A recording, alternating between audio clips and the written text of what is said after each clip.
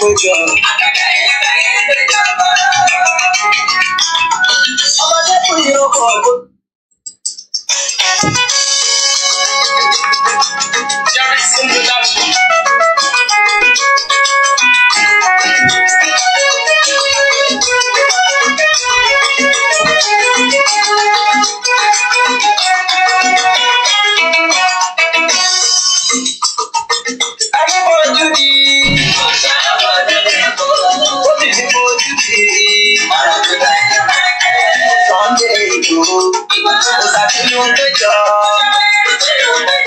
Àkàndá èèyàn táyé ń péjọ.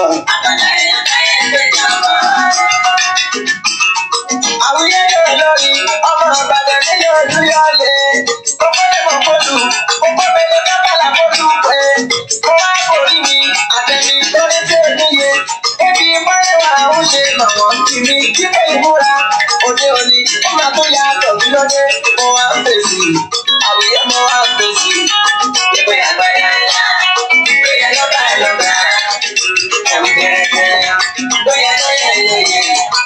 Ìyá ẹ̀mí ńlá, ọmọ ẹgbẹ́ mọ́. Jáde rẹ̀, ẹ lọ bá wa lọ. Ẹni náà dúdú, ọ̀sán ọ̀dọ́ dúdú. Ó lè fojú kiri, ọ̀rọ̀ gbígbẹ́ ló máa bẹ̀rẹ̀. Sọ́ńdẹ̀ ìlú, ọ̀sán tí ló ń péjọ. Àkàndá èèyàn táyé ń péjọ. Ìgbòho sáré kúkú. Títí ẹgbẹ́ ṣe mẹ́ta lẹ ogun. Ó kọjá ẹ̀jẹ̀ èèyàn fi kí ó ṣàjọ ẹni pé tí ó máa wá mi kàn. Akíkanjú ilẹ̀ ọkùnrin ogun, ọkùnrin wàwá wọ́wọ́. Ẹnìkan tí ò níye. Ó ń bẹ lájò ó tún ń bẹ nílé àpàdé ọ̀sà tó ń bá fẹ́fẹ́ ṣiṣẹ́. Ó lè kàn dá ẹlẹ́rù nínú ilé ẹrù jẹjẹ nílẹ̀ jílẹ̀ ní Sunday. Òun tàbí èké mú jẹ olótìtọ́. Ìyáwó ti tún bẹ̀rẹ̀ jẹ́. Ìdáwó lọ́jọ́ méjì. Ọ̀sẹ̀ tí mo tọ́ ní kòmù kan. Ọba náà ọ̀nà ṣẹlẹ̀ má dára lẹ́sà ẹ̀rù. Ó ti yá ẹni fojú di. Ọ̀sán àbọ̀ nílé kó. Ó kì í fojú di. Ọ̀rọ̀ gbígbẹ́ ló máa bẹ̀rẹ̀. Sunday Ìgbòho. Ìgbà tí ló ń péjọ. Àkàndá èèyàn táyé ń péjọ.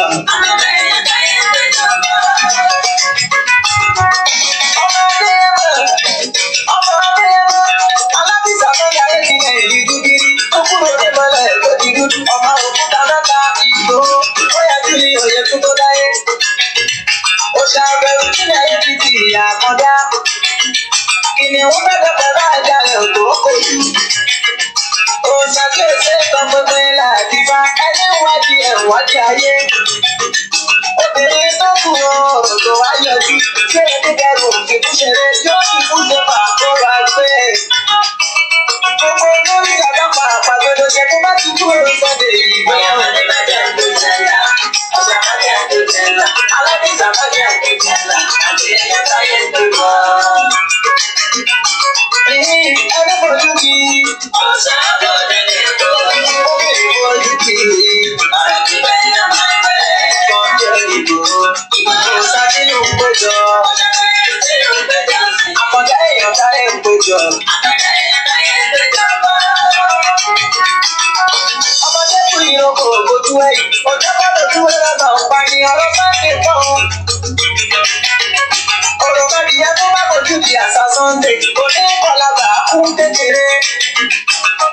Ojú kọjú òṣè fi hàn gbòó. Ojú bàbá náà ò tọ́lọ́ bàbá. Wọ́n bá kú lọ́kàn sí Sunday. Ẹni tó owó àgọ́jọ́ òkú. Àpáta ńlá ni kò ṣe dáhùn sọ. Bó ti dàgbà gboyà tó forí sọ. Fífọ́ lórí ọ̀hún máa bọ́ yẹn dà. Àjẹ̀dẹ̀ ló ń ṣá. Àjẹ̀dẹ̀ ní ká sọ fún òun. Ẹ̀wọ̀n ńlá ni Sunday ìbára kúrò. Tó bá ti ń gbàgbọ́ yà bẹ̀rẹ̀. Orí ọlọ́gbọ̀n di. Ọ̀sán àbọ̀ nílé kó. Ó bèrè fojú di. Ọ̀rọ̀ gbígbẹ́ ló máa bẹ̀rẹ̀. Sunday Ìgbòho. Ọ̀sán tí ló ń péjọ. Àkàndá èèyàn táyé ń péjọ. Kòkèrè kí Sunday wá ń bínú. Ó ṣàkópa jùlọ ló bínú sí. Sọ́kọ́lá Ọlọ́run tó ṣẹ̀dá Sunday tó ṣe é lẹ́sà nínú ayé pátá. Ewé tó jẹ́ tó ṣe já sọ òkun. Aláwo tí ó jàjà ẹni kò yọjú. Ẹni mi wọ́n tó kù èyí tó ń jẹ́. Ajúbà bọ́ mi ṣàkóso ó lè. Impediment to Yoruba development is the impediment to Yoruba development. Without Nigeria, we would be where we are. 1960, we were far ahead of South Korea and North Korea. We were far ahead of China even. We had television before France. We had radio before South Africa. Now look at where we are today. I think it's a shame that even any Yoruba man can be talking about restructuring at this point in time. What are we restructuring? This country that is already shot to pieces? I don't think that's what we want. But they are always talking about giving Nigeria a chance. The patience of Yoruba with Nigeria has come to an end.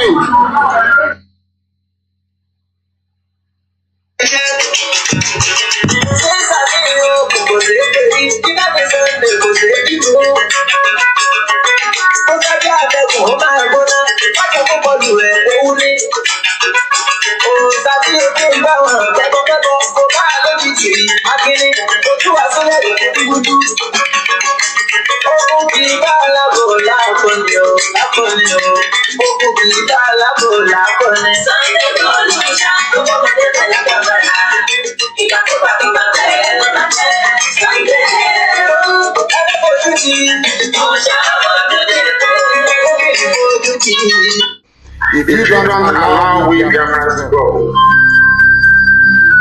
that zoological republic of Nigeria will be a worse place than Somalia, and today it is happening. And if you have not applied for your Somalian visa, please try and do so. That's a Somali visa. Try and do so as quickly as possible, because the zoo is on the path of destruction, and there is nothing man can do to reverse it. Man can do what I'm telling you. Nigeria will be destroyed beyond human comprehension.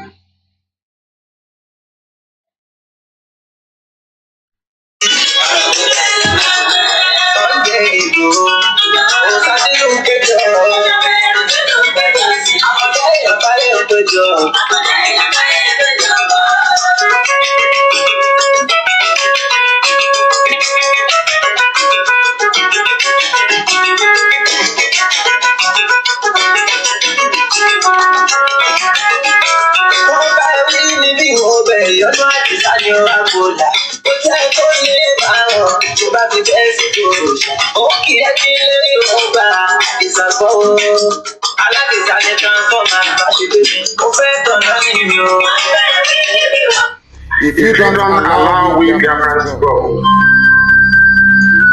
that zoological republic of Nigeria will be a worse place than Somalia, and today it is happening. And if you have not applied for your Somalian visa, please try and do so. That's a Somali visa. Try and do so as quickly as possible, because the zoo is on the path of destruction, and there is nothing man can do to reverse it. Man can do what I'm telling you. Nigeria will be destroyed beyond human comprehension. Oh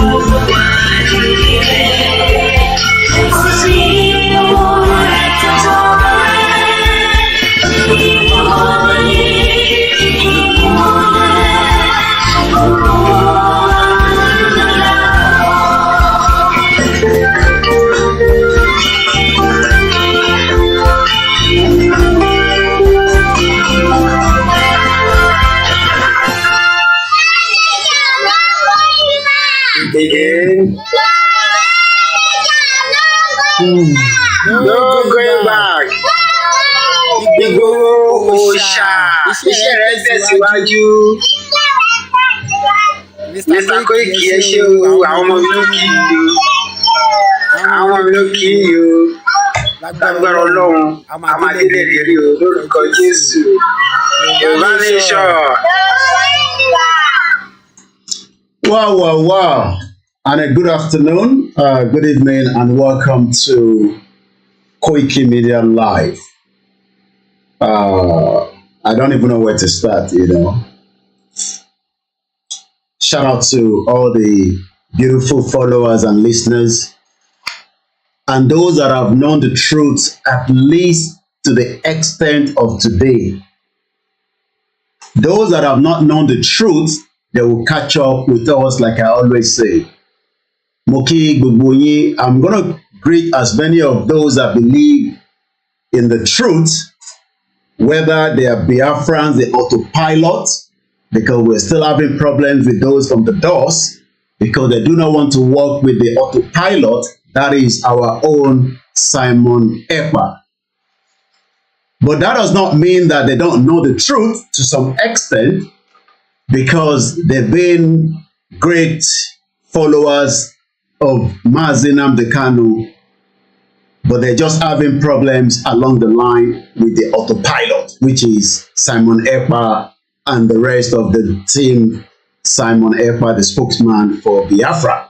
They don't agree that Simon is the spokesman for Biafra. That's, one of the problems. Shout out to those that believe in Baba Akintoye and Sunday Igboho and the rest of everyone that is fighting for the cause of Yoruba nation. Even shout out to those that believe in that woman. I don't need to give her any preference on this platform, and her name is irrelevant to me on this platform. But shout out to those that still believe in her. At least they understand to some extent that Nigeria is not a country. But the problem that we are having are those that still believe in one Nigeria. And there are so many of them. We have them in all the 370 ethnic group that the British government, the wickedness, by bringing people that don't speak the same language, we don't eat the same food, and they expect us to live together. And today, it has been proved that we can't live together because Nigeria is a zoo. And we have now also at least some of those that are thinking that they are influencer because they have great followers on the social media network, which is one of our powerful conversation in terms of the media. Because if I go to Channels Television and say, I want to talk to Yoruba people on Seun Okinbaloye politics today, even though we are good friends, but because of the platform, it's not going to allow me. And I've been doing the same thing to say that, it's almost the same thing, replica to the Arise, the NTA. They are not going to allow Biafra arguments on some of these networks. So we have our own platform, which is this one. It's called Koikimedia Live, okay? And please don't put any nonsense or rubbish comment here. We don't tolerate it. We are very, very reserved here, and we know what we want. If you don't know what you want, we can educate you and tell you that Nigeria is a zoo. Let me move away from here. Can you see those men? When they were fighting to save Nigeria, that time is ending because they wanted independence. We don't want independence anymore. What we want now is a total collapse of that system because nobody love each other. So when you look at Awolowo there, you look at that white man, you look at, I think is that Ahmadu Bello, you look at another white man, you look at Zeke. They have their own issues and they have their own problems. But the difference is they were fighting the white colonial master there for independence. What we are fighting for now is slightly different. And during the period, there is probability that it could be Baba Awolowo ló gbàbọ̀dé fún Zik àbí Zik. Those are the arguments some Yorubas are saying. Hey, Zik is Zik. but they leave the real problem. The real problem that the British Empire created on us. They will leave that one, but they want to talk about it is Zik. Zik but they found that one. Zik want to take Lagos State. Zik want to take Lagos State. We have never been one from day one. So you will hear the Yoruba people speaking in Lagos today. Onidafamo Igbo, Eyiwere, Elos Anambra, Elos Enugu, because we are not one. They understand. We are not one, and we can never be one. So all this denial that we want to live together side by side, you can allow them to live and do business and collect tax from them, but during election, this is Lagos, so this is Lagos, so make una know say this is Lagos, so because we are not one, and we can never be one. I have a friend, he's an Igbo man, but today he's not an Igbo man in Lagos State because Lagos does not want people that are Igbo people to vote. Even some Yoruba people that they thought they were Igbo. That woman said, me I be Yoruba woman. Hey, shut up, you are Igbo. Your face look like Igbo woman. Hey, just shut up, you can't vote in Alimush.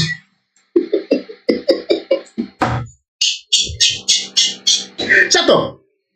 Kí ló ṣẹlẹ̀ Martin Moto alive no live program. Kí ló ṣẹlẹ̀? People are dead. All right, àlàáfíà mọ́. All right. Moto alive, all right. Eh? So you can see all the drama playing. Hey, this is Ojo Igbo people area. Oh, no, you can't vote here. You can rent house from us, but you cannot vote here. This is what the British created. And I'm sure they are laughing in the parliament. They are laughing in the Buckingham Palace. They are laughing at every crazy one of us. They say, look at them. The animal zoo kingdom. They are fighting each other. That is what they want. And they've achieved it by using our political party that we set up. America said, no. Set up political party, do democracy, even if Igbo people are not allowed to vote in Lagos because they're going to take Lagos. So don't let them take Lagos. So, Egbe oro jade o, let me o. And everything is playing out. But some idiot Yoruba people and some idiot Igbo people and Hausa people and the 300 still think that we are one. They think we are one, we can live together. I just listened to my friend there on TVC. He was there in London. I was there with them. His name is Buhari. He's not the Buhari or the dead or alive. There's another guy called Buhari. I'm sure some of you remember him, Emo. He wanted to contest presidential. You see all these things are packaging. Me too, I can come out tomorrow and say, I'm going to contest in 2020. I'm going to say, you where you dey shout Yoruba nation. It's because I want to be relevant in the society. The moment I say I want to contest, I become a big man. And they will invite me. That is when Shehu Okinbalo will invite. But you used to fight for Yoruba nation. You used to abuse like, then I didn't know anything. No. I didn't know anything. No. I was novice. Just like they are telling Gbadebo now that Gbadebo had a view of IPOB. No, I didn't know then. But now I want to be relevant in the society. And you see Gbadebo is going like that in Lagos State. He wants to go and vote. You think we are all one? We are not one. We've never been one. It is the deceit of the British. You know, the British are very smart. Just create this thing they call Nigeria. Give it to them. They don't speak same language. It doesn't matter. They will marry each other. And in the future, they will say that we are one. But British know that we are not one. But thank God today for Nnamdi Kanu, for Dr. Sunday Igboho, Professor Banji Akintoye, and everyone that believed ahead that today should not be new to us. After your election, what next? Igbo, yeah, come. Which container they come today? I want buy spare part and they come Ladipo. The same Igbo that you did not allow to vote in Lagos today, they will be friends. Oh, no, shut up, Koiki, don't talk like that. We are nationalists. Nationalists don't talk like that. You must be Yoruba first before anything. Oloshi. Olori Buruku people. I thought you are a Yoruba man, but they can bring thug in Oyo State and kill each other and kill innocent people. Mad people all over the place. The animal kingdom that we have lived for 63 years. Is it not better now that we divide this kingdom before it start eating each other? Because we will start eating each other very soon. I told you that language started a war in Rwanda. Language, AD. We can live. No. I'm Igbo, but I know this is not like this is not no man's plan. But just let me. Oh no, shut up! You cannot vote here. Shut up! You cannot vote here. This is not Anambra. This is not Enugu. Go in your land. You don't sell land to people. Hey, no. Zik too wanted to take Lagos State. Koiki, shut up! You don't know history. The British that we should hold responsible for all this criminality, we have now left them. And they are laughing at every one of us. And you now expect us to go and carry placard and say, hey, come and destroy, come and break the country. Hey, you see Biafra as well. They go and line up and stand on the maternity. When the right time comes, everybody will know what to do. If you like, go and carry placard. Protest in front of the maternity street is not going to bring anything. The real problem, we must solve it from our politician that is holding us together. I don't care whatever has happened in the past. Let's talk about the reality now. Baba Awolowo is dead. Zik is dead. They are all gone. Let's talk about the reality, how to break that shit old country before you start eating each other. Because I will be here and I'll be watching it. You know my CCTVs everywhere. Hey, Plateau. Hey. I like the people in Kano. Those who are not they stress themselves. Just give them 200 naira. They are voting 200 naira. And then British will tell you that the North has the number. Mad people all over the place. But the Yoruba people want to save Lagos State, but allow the other part to dominate us. Hey, shut up, Koiki, but we now have Tinubu, as if Tinubu will be there for the next 50 years. 50 years from now, Tinubu is dead, gone. Otiku, the Aláàfin of Ọ̀yọ́, Ikú Bàbá Yèyé, died after so many years in the reign. He left shit old Yoruba land for us that we are still trying to fix. Ikú Bàbá Yèyé. I don't think anybody understand that. Ikú Bàbá Yèyé, wọ́n ní ikú ò lè pa, ikú wọlé ó pa. Koiki má sọ̀rọ̀ bẹ́ẹ̀. Our king don't die. Orin ìrìnàjò ni. Mad people all over the place. What concern me? What concern me pẹ̀lú Awolowo àti Zik? Let's talk about the reality. I did not know what happened between them there. I don't want to know what happened to them. Let's talk about the reality now and deal with it once and for all, and then we can control who wants to be a politician in Yoruba land. You cannot stop what is going to happen as long as you remain in Nigeria. You will still see fire. Oku díẹ̀ ni. You think the Igbo people cannot react in Lagos? They will react, and that will create another genocide that we don't want. So it's better that the Yoruba, all this IGBOHO, orí yóò pé, understand, you are driving kẹ̀kẹ́ márúwá to go and destroy polling unit. That's why you don't want Yoruba nation, because a Yoruba country will be able to eliminate all that kind of nonsense. I'm sure MC Oluomo is laughing. It's something. MC Oluomo de ma wà lẹ́kọ̀ọ́ báyìí. I'm sure he has run away to one country and he's watching everything. Our boy is making ṣiṣẹ́. Mo sọ fún yín pé àwa la lèkó. Sanwó-Olú fọkàn balẹ̀, àwa la lèkó. Èkó ni tiwa, àwa wèrè people. And they want me to buy into those ones. Hey, Koiki, shut up. Yeah, Zik was very bad. I don't care whatever happened between Zik and Awolowo. I am more concerned about what is happening to our people at this present time in the history of what is called the shit old country called Nigeria. At Zik. Whatever happened between Awolowo and the Zik and those period guys was what the British wanted. Hey, we are nationalists. We are nationalists. They are stop talking like that to people. It's coming. Let's continue to stay in Nigeria, and you think that the ethnic fight between the Igbo and the Yoruba is not going to wrap up. It's going to wrap up.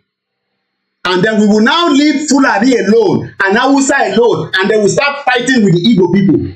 That's what we want. It's going to load. Just the way tí wọn náà bímọ sí UK tó ń sọ pé ọmọ ẹni right nínú UK, then you will know what it means. Ó kù díẹ̀ ni. Is loaded.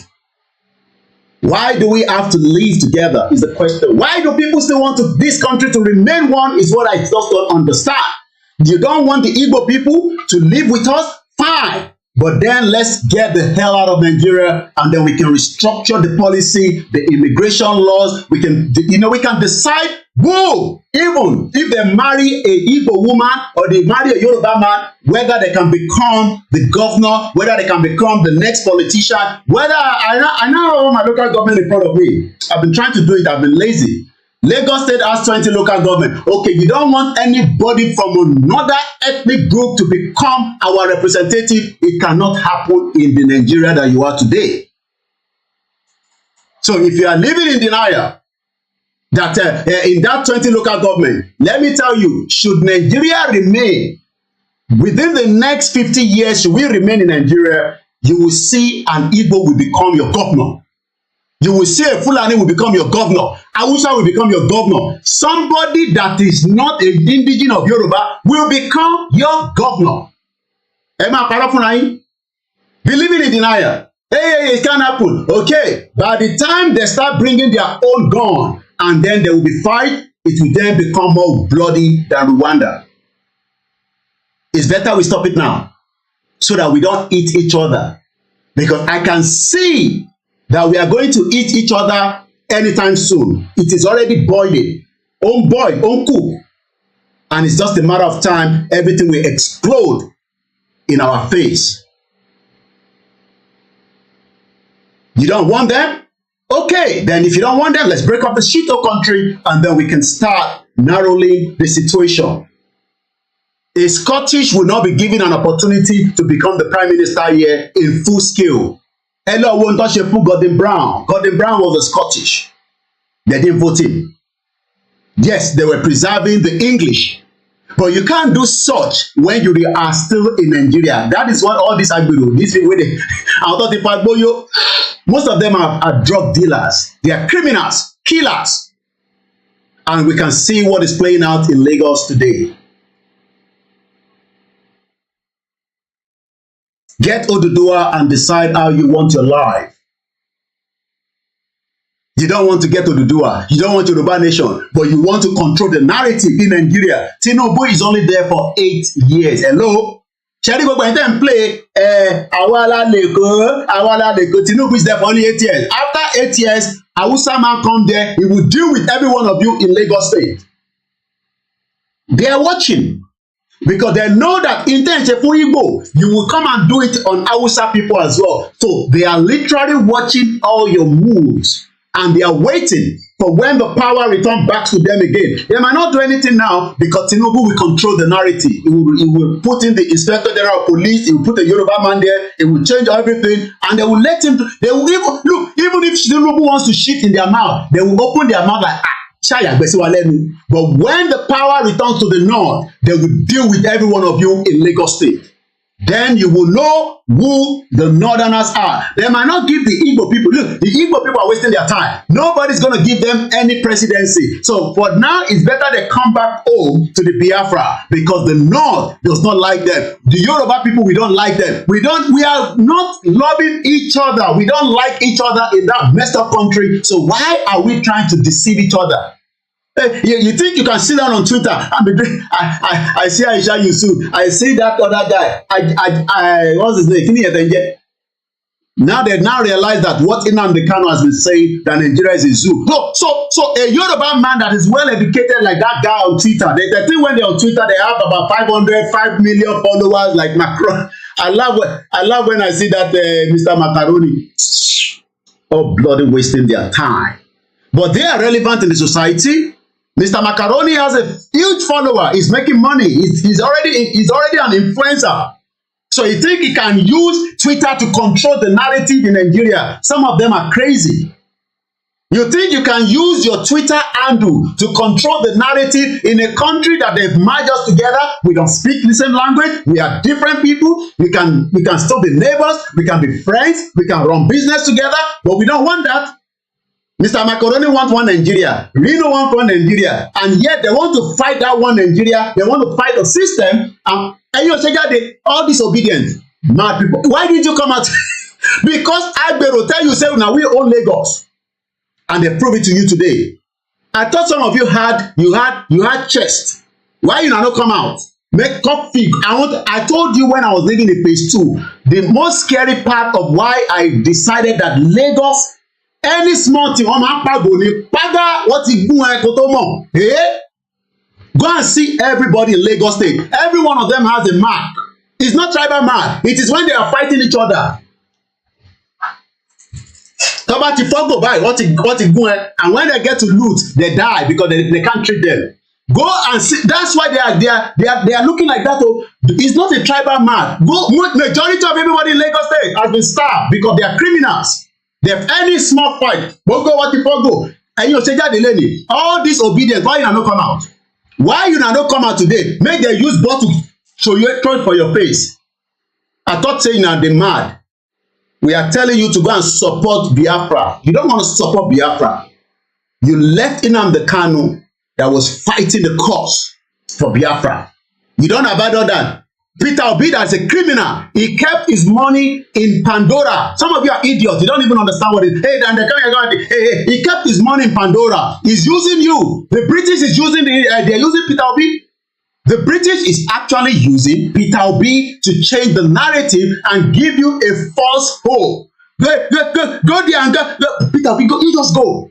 And then Peter Obi came. The good man, he started talking. Hey, obedient, everybody just bought into that nonsense. Then abandon Biafra. I'm talking about those that I saw. Imagine Nnamdi Kanu explaining, just as all these mad Yoruba people that is now abandon the reality and say they have a country, a virtual country on the social media. They have imagine Yoruba people that he said, hey, we are educated, but somebody gave them a virtual country, and you know, internet country, in virtual, you know what they call virtual. My children, when they are playing their game, even the one that is small, he knows when to jump, he knows when not to jump. But we thought some Yoruba are smart, but we now realize that some of them are stupid. It's the same thing they did with Nnamdi Kanu, because Nnamdi Kanu was telling everybody that this zoological country, if you don't allow we can go, that zoological republic called Nigeria will be a worse. Kanu was saying zoological republic long time ago, and this Oloshi people, where they say they be Biafra, they left Nnamdi Kanu alone in the dungeon of the DSS, thinking that Peter Obi will come and rescue Nnamdi Kanu, just as Yoruba people think drug dealer, our drug dealer father, the one that used Lagos State money from Osun State, you know, it doesn't matter. In a Yoruba man, don't you shut up. That's why you are Muboka Kiri. That's why we are different. Hey, shut up. He's a Yoruba man. He can come from Osun State and steal money in Lagos State. That one is not, and then you know, that's why some people are following him as well. Nnamdi Kanu said this zoological country, but after Nnamdi Kanu was educating, they abandoned him. As soon as Peter Obi prop up like that, they are the same Peter Obi as at last year. I mean, the last election, not last year. He was the vice president of Atiku. Atiku, the criminal man. I'm sure Atiku will be going back to Dubai. But Atiku is Atiku is just waiting for the breeze. Everything don't die down. I see Atiku wipe today and Atiku Padamawa. They have Atiku say, well, Atiku, how far now? INEC. Oh, no. This INEC no good. I don't spend money. Atiku thought he would be able to use Nigeria to bargain with the Arabs. Mad people over this.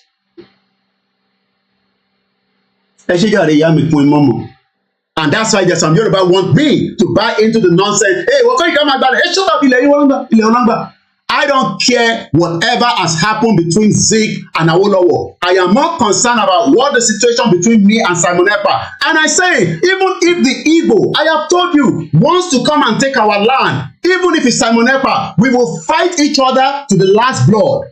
But I don't see Simon Ekpa wants to come and take Lagos State. Why does Simon Ekpa wants to leave Biafra land that he wants to develop, that he wants to make it look like Finland, and then come and use Lagos State and then come on, man. We should know the history. And that's why I say it again. I will never for now work with any media because I don't trust any one of them anymore. I trust only myself on this movement. And I'm more than enough to continue to educate you. Whether you take it or not, I told you, you cannot hold me responsible when we don't have the Yoruba. When we are going to have it, everybody brain will reset. Because we already have those that, I'm a politician, but I've echoed by Lagos. I'm a politician, but I've echoed by Lagos.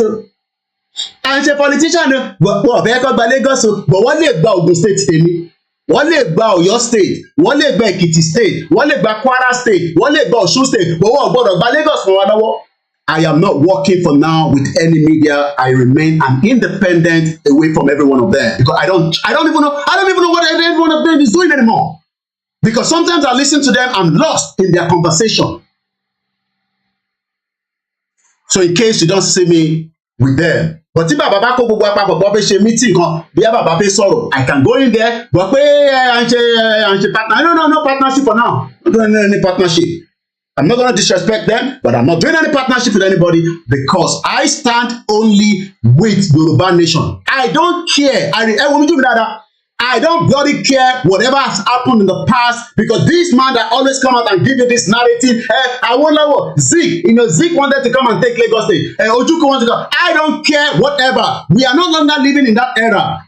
Look, during that time, there's no technology like this. There's no information circulating like this. So don't come and put this narrative in the minds of the Yoruba people and say, wọ́n máa gbalẹ̀ wa, Ojukwu fẹ́ wá, ó fẹ́ wá install kìíní kan, but you leave Dangote to build 90 billion worth of project in Lagos.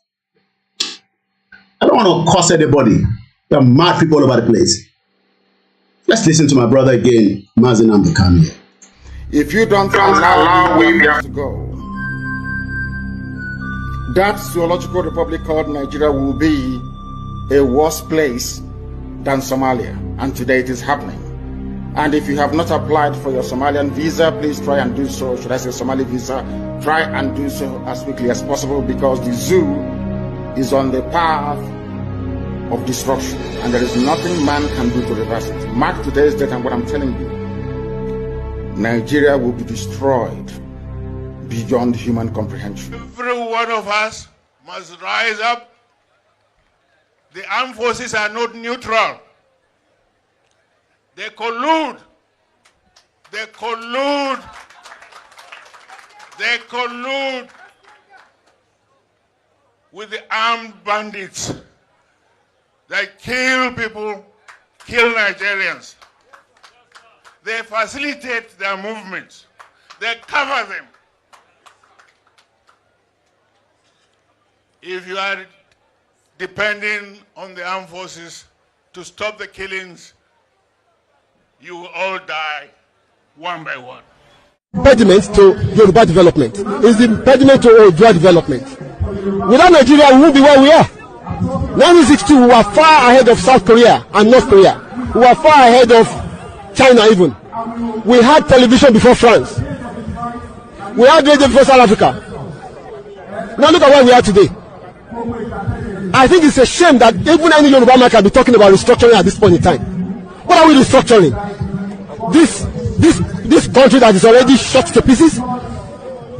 I don't think that's what we want. But they are always talking about giving Nigeria a chance. The patience of Yoruba with Nigeria has come to an end. And it has come to an end.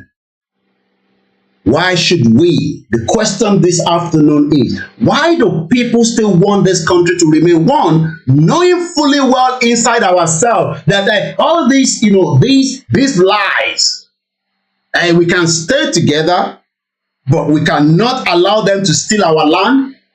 Because Ojukwu wanted to come and steal that land at some point. He wanted to even, destroy the regional government. But nobody talks about the craziness of what the empire did on our lives. The real criminals that destroy our identity, our heritage, who we are, we leave them alone. And when you go and listen to some of their rhetorics and their presentation, you start asking yourself, should we not start asking them the real question Or if they cannot answer, we deal with the real current politician. Why should I be talking about what Awolowo and the rest of them did? Because I don't know what was the reason why they were asking for independence. Maybe they should have asked for a separate country. Tabade Awolowo, no, we can fault them. Because they could have asked for a separate country. Oh, no. They want a separate country. He was in the kind of Zik that doesn't want separate country. But they could have refused and stood their ground and said, no, we want a separate country. And you, boy, when you came to this country, you came to this kingdom, not country. You met us separately. Why lock us together? But since they could not push that narrative to the end, it is then our own responsibility, duty tiwani, láti ṣe yẹn. But because everybody just want to caricature, just chop there, chop. Am I again here? Could disturb me in Atibadan? I can see the comment. I've already removed the person. You understand? Everybody just want to chop there, and then somebody like MC Oluomo will then sit somewhere now and is excited. Oh, but the intelligent Yoruba man that is outside say no. In terms of Oluomo saying, well, okay, if there's nothing wrong with that, at least it's defending the Yoruba territory.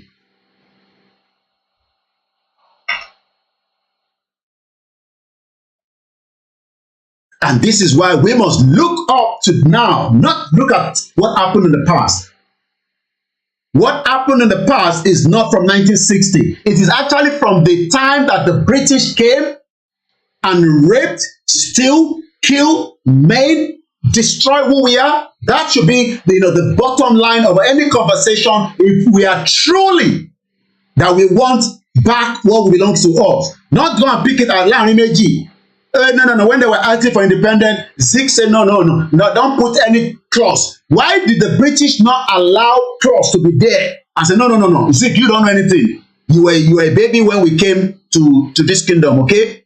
So what we're going to do is, we will put a clause. That clause will say that after 100 years, and every one of you have lived together, there's no unity, there's no peace, then let us come back on the round table. Why should we have to fight each other? Why should we need guns to kill each other before we break away from Nigeria? We don't need such, especially when we are much more, advanced, even though Nigeria is backwards. But at least, the interaction between us and the outside world is much more closer. But the àwọn òyìnbó aláwọ̀ funfun aṣedáadáa ṣe burúkú, they know, not new, they know very well that putting that clause themselves today, it will be documented, because gbogbo tó ṣe ní Africa àti ní Nigeria is documented. Some of them they've destroyed because they don't want us to see the real document. So that's why today, even some people will say, what is 1914? There's no clause that says that we should go after 100 years. Some will say, we still, no, because the Oyinbo that put everything together, they knew very well, if there is a tangible evidence today, evidence, look, but like evidence. And that is why today, some say, no, they've given us independence. What independence did they give you? The same independent that people cannot vote who they want to vote in Nigeria, if we are truly civilized, or if we are truly following the right democracy, people should be allowed to vote whoever they want to vote. They're going, no. We want to preserve the Yoruba land. Then let us ask, why did they not allow us to have that clause to say that in Yoruba territory, you can live together, but you cannot contest any election? So when we now say Yoruba nation should be our focus, some say no, we should not allow the Yoruba nation to divert us from the reality that they want to take our land. Some of you don't even have anything to do with the land anymore. I just laugh at when Yoruba people say, "Oh, big ballet, ilẹ̀ táwọn ọba ti tà dànù." If my ọba, if born ni jeta bi jọ ni, I have to restrain myself. The whole thing ka ima bu imo. I don't have any problem with that, but like I always say, I have listening ears. Hey, my boba, ya fa ọba sílẹ̀. níbo bá o. àwọn bá tó ti ta birthright gbogbo wa wọ́n ti ta gbogbo wa dànù wọ́n bá o àwọn bá lẹ̀ Yorùbá o gbogbo wọn ti ta wá dànù ọba tó yẹ kó máa pàṣẹ ṣèbí kí náà ṣe tó máa ń gbé dání ẹ̀ ìbọn wọn máa fi pàṣẹ ni àbí mama kí ni tó máa ń gbé dání ẹ̀ ọba tó yẹ kó pàṣẹ fún gọ́vnà kí gọ́vnà máa kó máa tọ̀ sára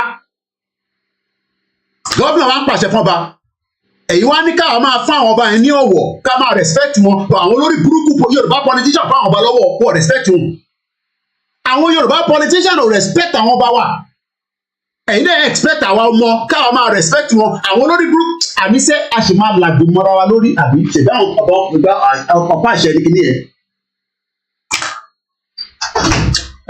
kí n gbé spirit àwọn ọba yẹn kúrò lára èyí náà máa gbá sí fún yín lọ sí ìwọ̀n kẹtẹ fẹ́ ṣe fún wa àfi tó bá jẹ́ pé àwa tá a gbé dání àtúnparọ́ ẹ dá Ifá kẹ bèrè lọ́wọ́ Ifá pé ṣé ó yẹ kí Yorùbá ti dá dúró tipẹ́ àwọn òdó wà nídìí ẹ̀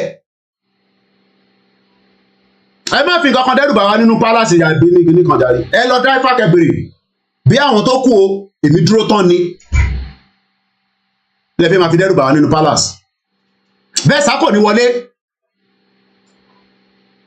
àwọn lẹ́fẹ̀ẹ́ máa dẹ́rù bà ẹ lè dẹ́rùbà wa kankan mọ́ nítorí pé òtítọ́ làwọn gbé dání ẹ̀yin lẹ̀ bí òtítọ́ dání lẹ̀ allow àwọn Yorùbá politician come and instigate wa against each other ẹ̀yin ọba ṣèbẹ́ ní babaláwo nínú palace ẹ jẹ́ kó máa dọ̀kalẹ̀ lójoojúmọ́ kó béèrè lọ́wọ́ Ifá pé nígbà ó gbọ́ngàn lẹ́yìn kí Yorùbá ti dá dúró tí à ń jẹ gbogbo ọmọ Yorùbá káàkiri gbogbo àgbáyé ẹ wá ní ẹgbẹ́ ògùn dá ẹgbẹ́ gbẹ́jàgbẹ́jàgbá lọ́jàre àwọn ilẹ̀ fẹ́ máa dẹ́rùbà ẹ lè máa dẹ́rùbà àwọn tó wà Nàìjíríà ẹ lè dẹ́rùbà wa because àwọn èmi ò ṣe olè bí àwọn Yorùbá politician àtàwọn olè tí wọ́n tán bóòdù gbogbo wa àwọn Yorùbá wà káàkiri gbogbo àgbáyé à ń jìyà àwa náà ọmọ aládé wo ìbòlẹ̀ ti adé náà dà adé tó ti gbà kúrò lórí gbogbo wa àwa náà ọmọ aládé ìbòládé náà wà sí ìwọ ní adé lórí ní òun ṣe oníwọ̀n engineer ó wà nílùú òyìnbó ní àdúgbò ẹni local government ẹ Ogun State has 20 local government ó dàbí ilé ìgbẹ́ Lagos has 20 Ọ̀yọ́ 33 I hope I'm right with my write up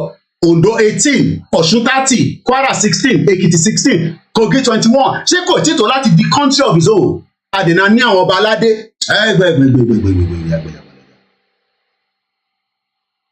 ẹ máa dá lójoojúmọ́ ẹ máa dọ̀palẹ̀ ẹ béèrè lọ́wọ́ Ifá kí Ifá sọ fún wa bí ẹ tòótọ́ ló yẹ ká ti lọ àbí kí ló ń dá wa dúró ta ló ń dá wa dúró gangan ta lẹni tó ń dá ìran Yorùbá dúró láàrin gbogbo wa ṣé àwa ni àbí àwọn institution tí ẹ bá wa dìbò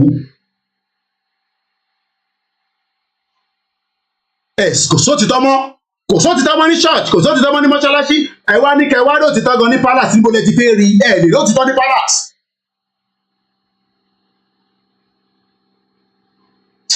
ti bẹ̀rẹ̀ ọba láti àwọn ọba kọkọ dẹ́rù bá wa o. How can a Yoruba son and daughter be living in Baghdad? Kí ló wà ní Baghdad? What is in Baghdad? Tí kò sí nílẹ̀ Yorùbá èèyàn wá gbéra ó lọ ń gbé ní Baghdad wá gẹ́gẹ́ bí ìlú ni.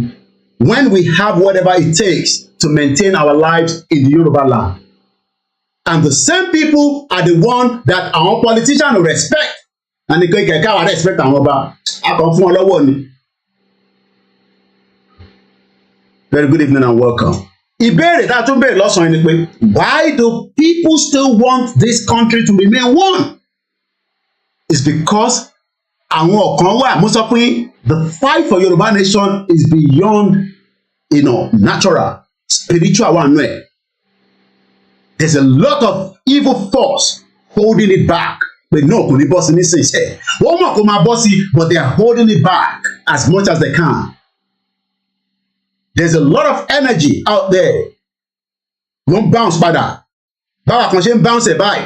Ìwà àròkò tí ó tún máa bounce padà. Because Nigeria has been put on a fire. And they know that when the Yoruba people are free, things will change around the world.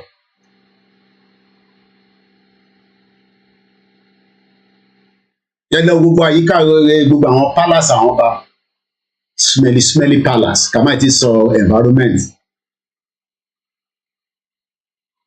we have we say we are intelligent, and we are all dying one at a time outside our own territory.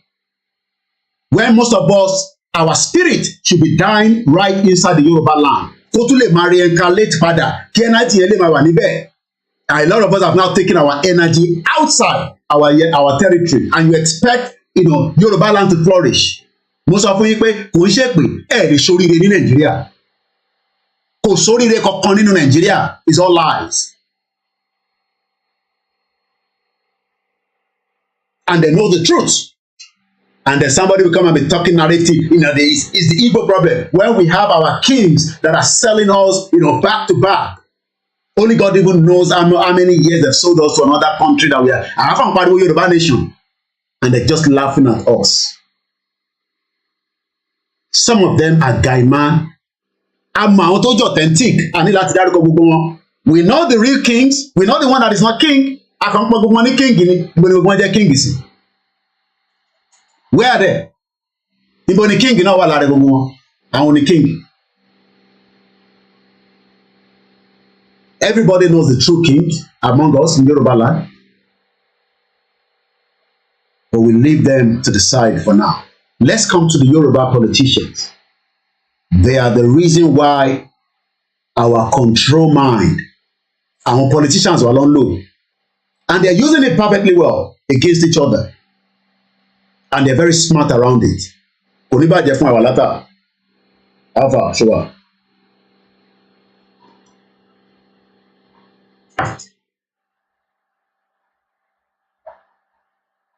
Mo sọ fún yín pé èmi àti ẹ̀yin Yorùbá politician a ṣì máa tọwọ́ bọra wa lójú.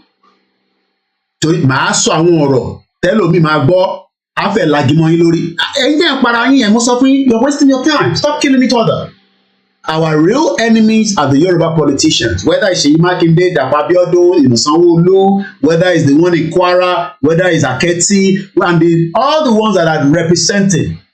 Mo ń wo Eyitan Tosin láàárọ̀ yìí, and I can see the environment, and they have they think they have a House of Rep, and they can lagimọ́ lórí. And the same man wants to come back. He cannot do anything because owó tó yẹ kó lò fún constituency, even if he has the good intention. Wàá ṣeré jàre, ẹ kú gbádùn. Wà látà. Èèyàn tè koikimedia. Mo kí gbogbo yín.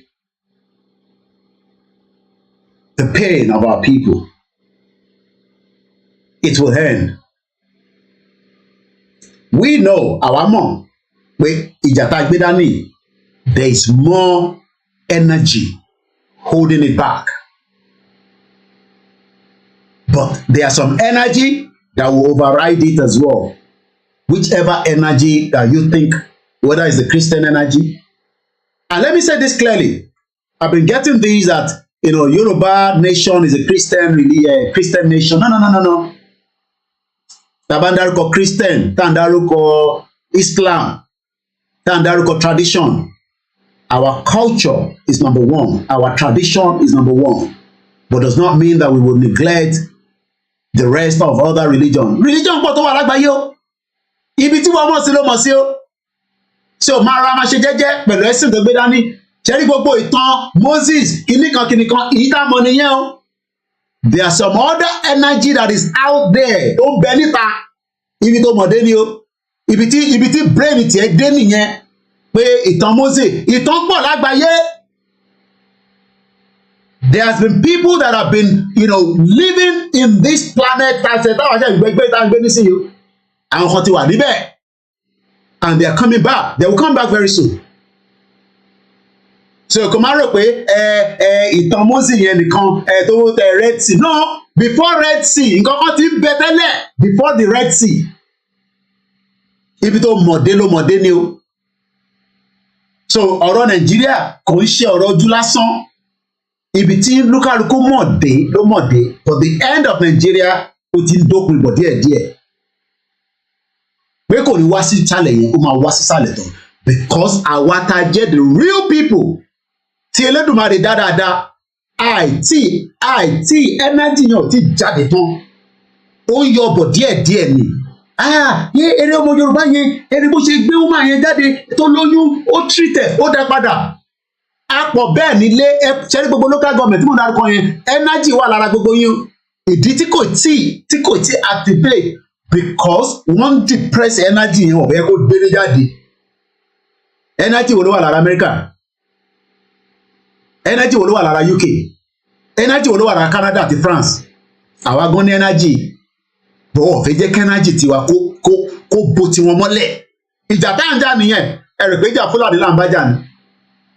ògo àwa ni ìmọ́lẹ̀ ògo adúláwọ̀ ògo yẹn gangan ló mú mọ́lẹ̀ wọ́n ti bò mọ́lẹ̀ pẹ̀lú oríṣiríṣi nǹkan òun la fẹ́ yọ ẹrù pé mi bá ọmọ Yorùbá jà àwọn Yorùbá sáwọn tó ń mú gbó káàkiri tó ń jà àwọn onílàkàyè ògo ni wọ́n ti bògo amọ́lẹ̀ ògo yẹn la fẹ́ kó bú jáde táwọn náà máa compete tó máa gba advice lọ́wọ́ wa nísàlẹ̀ wọ́n ò fẹ́ gba advice lọ́wọ́ wa ni òun ló fa gbogbo wàhálà wọ́n ò fẹ́ tẹríba fún wa ni wọ́n mọ̀ pé táwọn bá ti tẹríba fún wa that is the end of their own reign tí wọ́n ti tán gbogbo oríṣi olúkàlùkù ló ní rẹ́ẹ̀nì tí wọ́n tó fẹ́ dé nísìn wọn ò fi jẹ́ kó buyọ they want to hold it and they know that the Biafra needs to go the Arewa needs to go but they don't want it to happen now ó dẹ̀ máa wáyé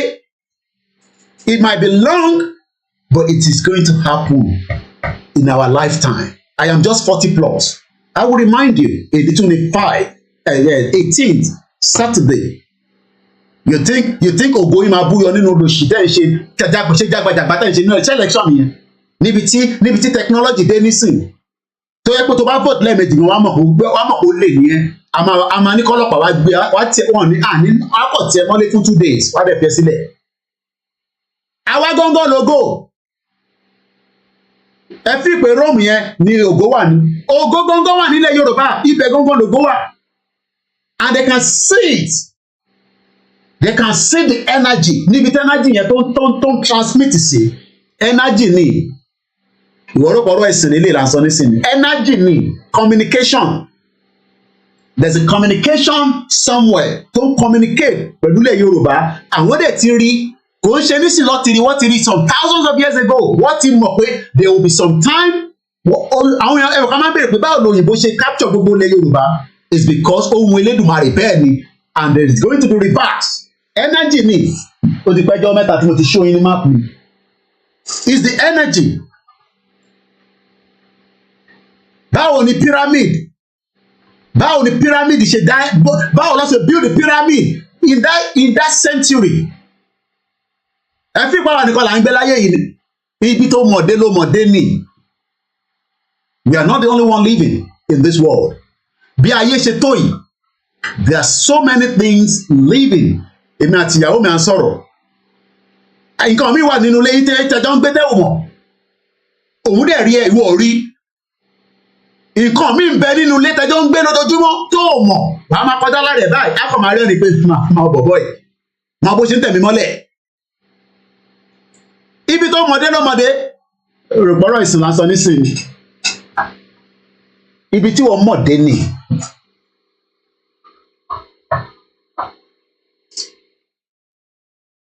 Ibi tí wọ́n mọ̀dé ló mọ̀dé nǹkan ń bẹ kúnkún ṣì ń bẹ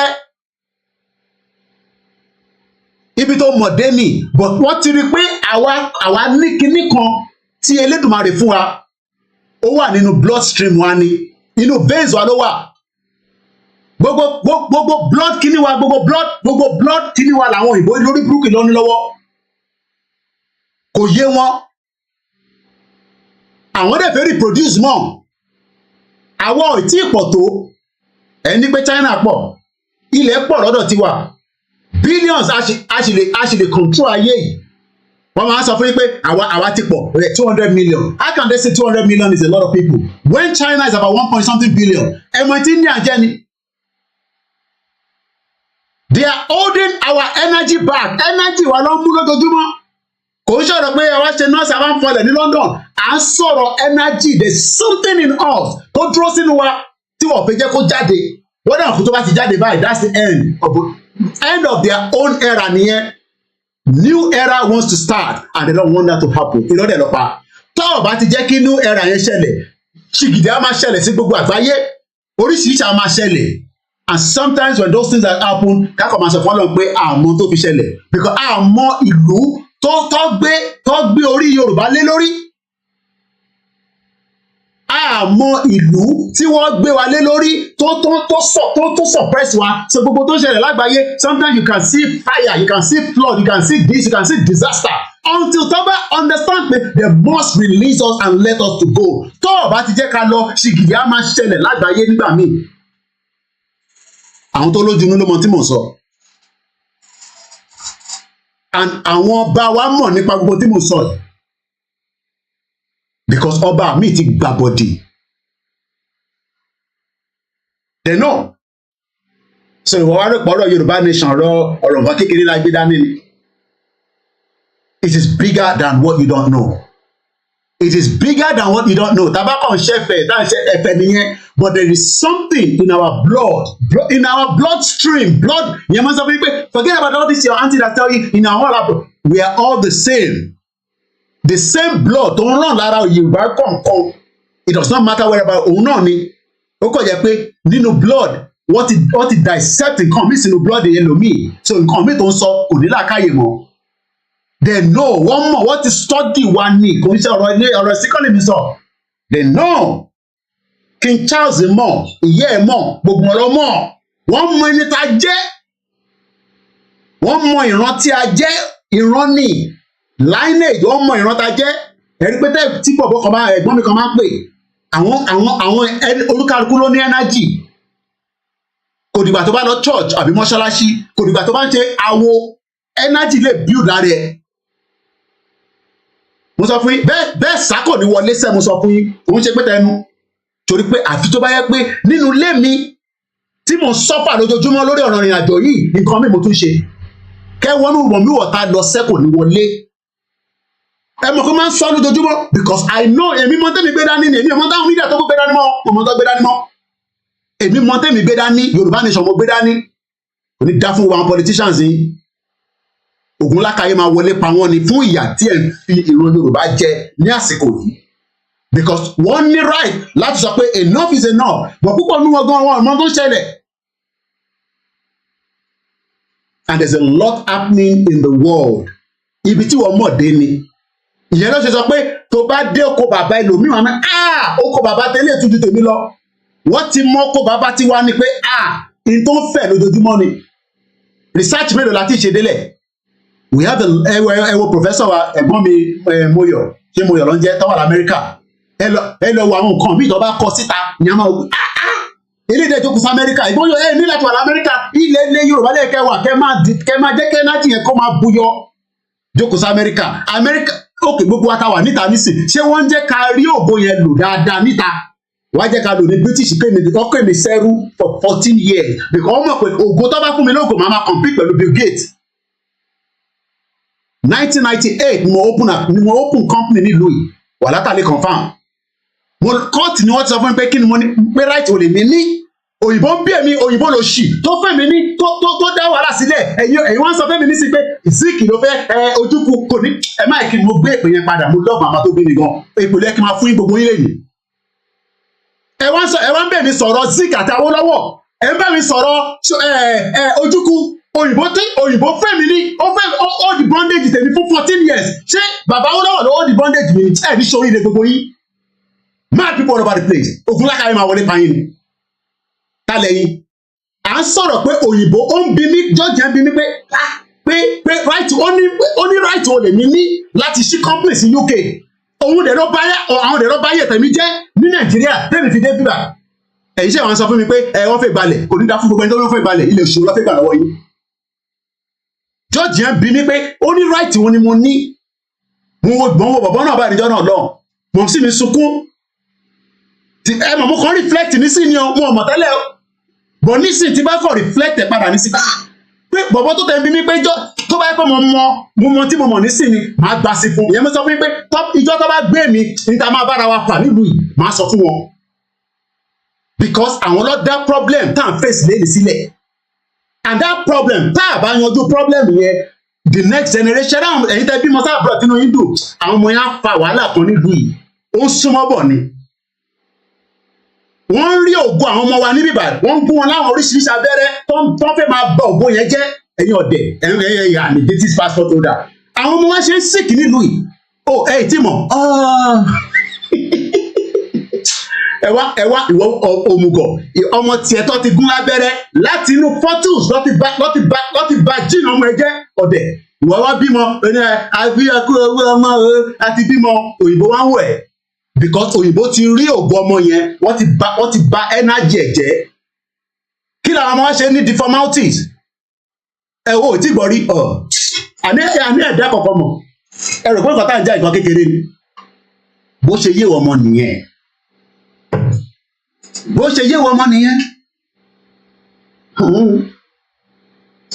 ìyàwó mi ní òun hàn pé bọ̀bọ̀ pope yẹn ò tí kú mo ní kò kú kò ń ṣe ilé tó wà ń bẹ o Benedict tó wà ń bẹ tẹ́lẹ̀ mo ní nígbà tó rí pé kò ní làákàyè mọ́ kò lè sọ̀rọ̀ dáadáa mọ́ wọ́n lọ gbẹ́ lómi wà ayé ta gbé àwa ṣe wà láyé gbogbo àmà wà títí ta máa nǹkan ń bọ̀ rẹpẹtẹ tó ọ̀bájá lọ ṣìgìdì á máa wọlé pàwọn náà ni.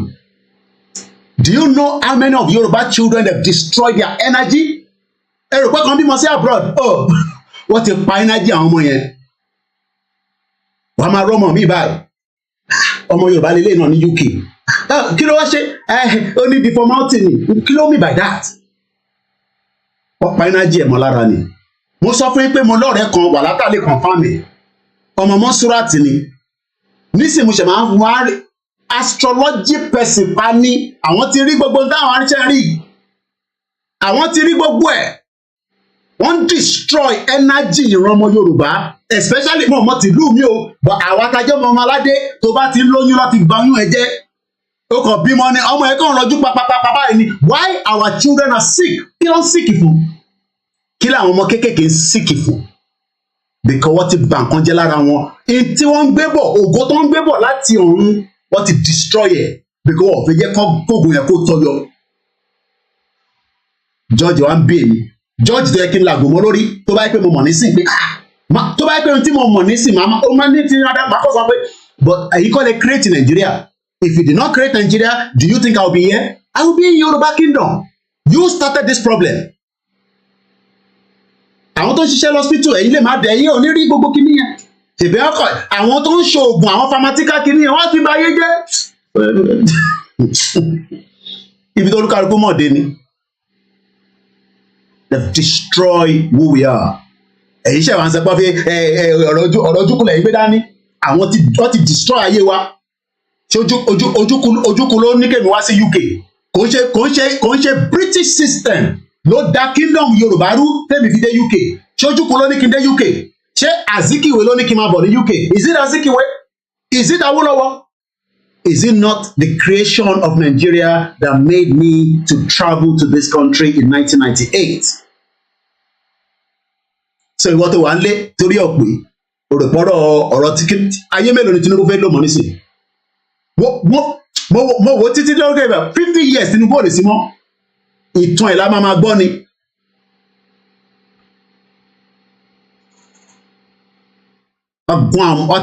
Wọ́n ti fi nǹkan sáwọn ọmọ yẹn lára wọ́n ti rí ògo yẹn ni wọ́n dẹ̀ mọ̀ ìjọ tíwà tìyàwó ẹ̀ bá ti tẹ́tí ń lóyún àwọn kan ní ojú inú nílùú yìí ṣòfin pé security tó wà nílùú yìí òfin pé MI5 security nìkan ni èmi àti wà látàdá bá ń sọ̀rọ̀ báyìí wọ́n gbẹ ẹ̀jẹ̀ ṣeré àwọn ọ̀gbá nígbà báwa ṣe ń parun táwa pẹran yẹn ẹ̀jẹ̀ èèyàn làwọn náà ń lò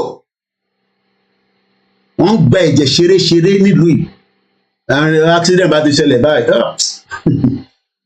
ṣe bá máa ṣe coronation láìpẹ́ okay tẹ́ ẹ̀ bá tẹ̀ rí kankan níjọ́ tó fẹ́ lọ sin queen ìwọ ọ̀rí tó ń gbẹ́ran káàkiri òmùgọ̀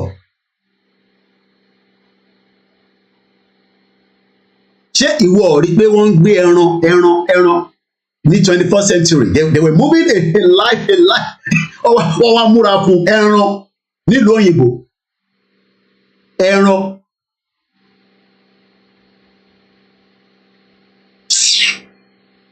So you are now thinking it's because of Tinubu Lele. No, I am asking the question, why do people still want this country to remain one? Why? Give me the reason. Because there's so many energy that does not want us to rise as people. And they know the moment that we rise, there will be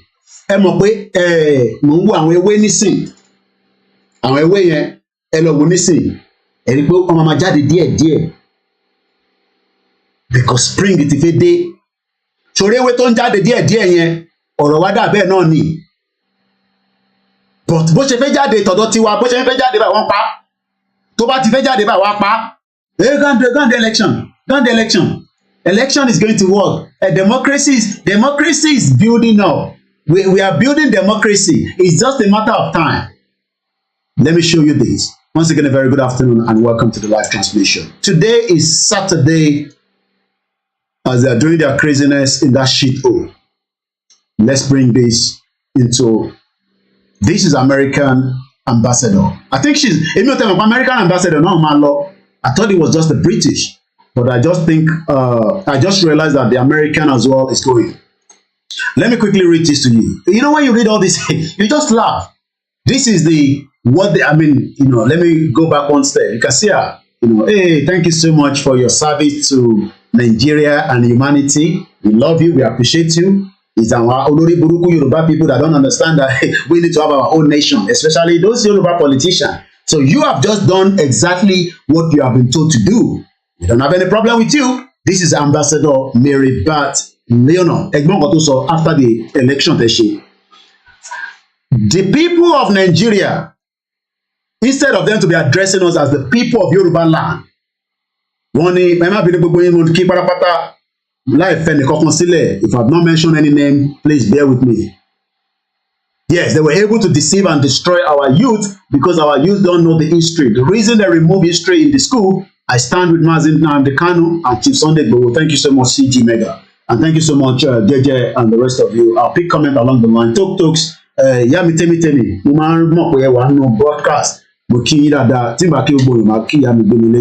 I've not sighted my mom. I believe she's probably been busy this weekend, especially with the grandchildren. Let's continue quickly. This was released on March 5th, 2023. The people of Nigeria. Who are the people of Nigeria? What is Nigeria? Ask this woman what is Nigeria. She cannot tell you, but she's addressing us as the people of Nigeria. Are we people of Nigeria? May God aside to you, Esther. Thank you so much. Who was rushed to the hospital on Monday? I'm just reading something there. Desiree 123. Allow Baba. Daniel says, my media warrior, I'm with you. I trust you 100%. Thank you so much. Allow Baba say Yoruba Nation now. Akin Games, Muki, you are always there with me. Olaide Olowu, thank you so much. Hello, sick. Oh, shit, Tinubu. Tinubu can't afford life anyway. So, but at the end of the day, my deal will that. In London. Let's come back here. This is the U.S. Embassy and Consulate. Everybody wants to go to America. If you get the visa, Koiki don't have anything to do with visa. If anybody is taking, even if any of my team are talking to you about visa, I don't have anything to do with visa. I'm only fighting for Yoruba Nation. And that's all I'm involved in. I don't get anything to do with visa at all. Spark Lizzie, thank you so much. The people of Nigeria demonstrated their dedication. Do you know what that means? Let me give you the meaning of dedication. This is what they're telling you. Dedication. Dedication. Let's hear it again. Dedication. One more time. Dedication. And the last time. Dedication. What does that mean as a layman? The quality of being dedicated or committed to the task of purpose. So the American ambassador is telling you that you must be dedicated to Nigeria. Don't be dedicated to Biafra. Stop listening to Simon Ekpa. Stop listening to Koiki, because these ones does not want you to be dedicated to your country. The country that Oyibo people created for us in 1914. When we are kingdom that they met well, they met the Igbo people kingdom very well. Even the Hausa kingdom, they met it very well. But what they don't want is, they know that our energy is different. I mean, my energy with the Igbo people are different, but there's humanity in us. We can work together. But people in Yoruba land say, no. They cannot contest in Lagos and come and win and take our land. Then why did we have to be living together in the first place? Call ourselves Nigerians. And like I said, as long as we are Nigerians, any Nigerians will contest under any political party. They can move around. If you sell your land to them, that is your own cup of tea. Let's come back. So, and how do you use dedication? You know, the action of dedicating a church. You see Tinubu say, the market was just born. Okay, I give them 50 million. But the Yoruba land, they say, no, we don't need you, Tinubu, to be giving us money. The Yoruba land has what it takes to look after every one of us, from Lagos State with the 20 local government, Oyo State with 33 local government, Ogun State with 20 local government, Ondo State with 18 local government, Osun State 30 local government, Kwara State 16 local government, Ekiti State 16 local government, Kogi State 21 local government. Some people say, Koiki, you don't mention Edo people now. Why? Well, if the Edo wants to be part of Yoruba land, fine. But Edo can be on their own. So they will not want to be part of us. Benin don't want to be part of us. That is fine. We don't want to stress ourselves. We want ourselves to be free, and whoever wants to be part of us will be part of us. So what does it mean in a layman? A feeling of strong support and loyalty. Are you telling me now that this statement from the US ambassador is true? If it's true, why is this guy? This guy is a very popular guy on the Facebook, on the Twitter. Aye Mojuba. Hold on, listen. His name is called Aye Mojuba. That's in there. Okay? He has a lot of followers, you know. But rather than use his energy for Yoruba nation, no. They want to be loyal to a crazy country. And all they do now, they post everything on Twitter. Hey, election is rigged. They are not uploading. You see, hey, they are not uploading results. Hey, this is what dedication is all about. Upload it now. Hey, they are fighting the small potato. These idiots, they are all smiling and fighting the small potato when the big potato is in Aso Rock. The big potato is outside Nigeria. But look at them. Hey, upload the result. Upload the result. Even if they upload the result, they can still change the result by the time they get to INEC server. Ode. Oronla, thank you so much. Welcome on board. Ebomi, Babami, Otumba, Adekunle, and the rest of you on Instagram and site too.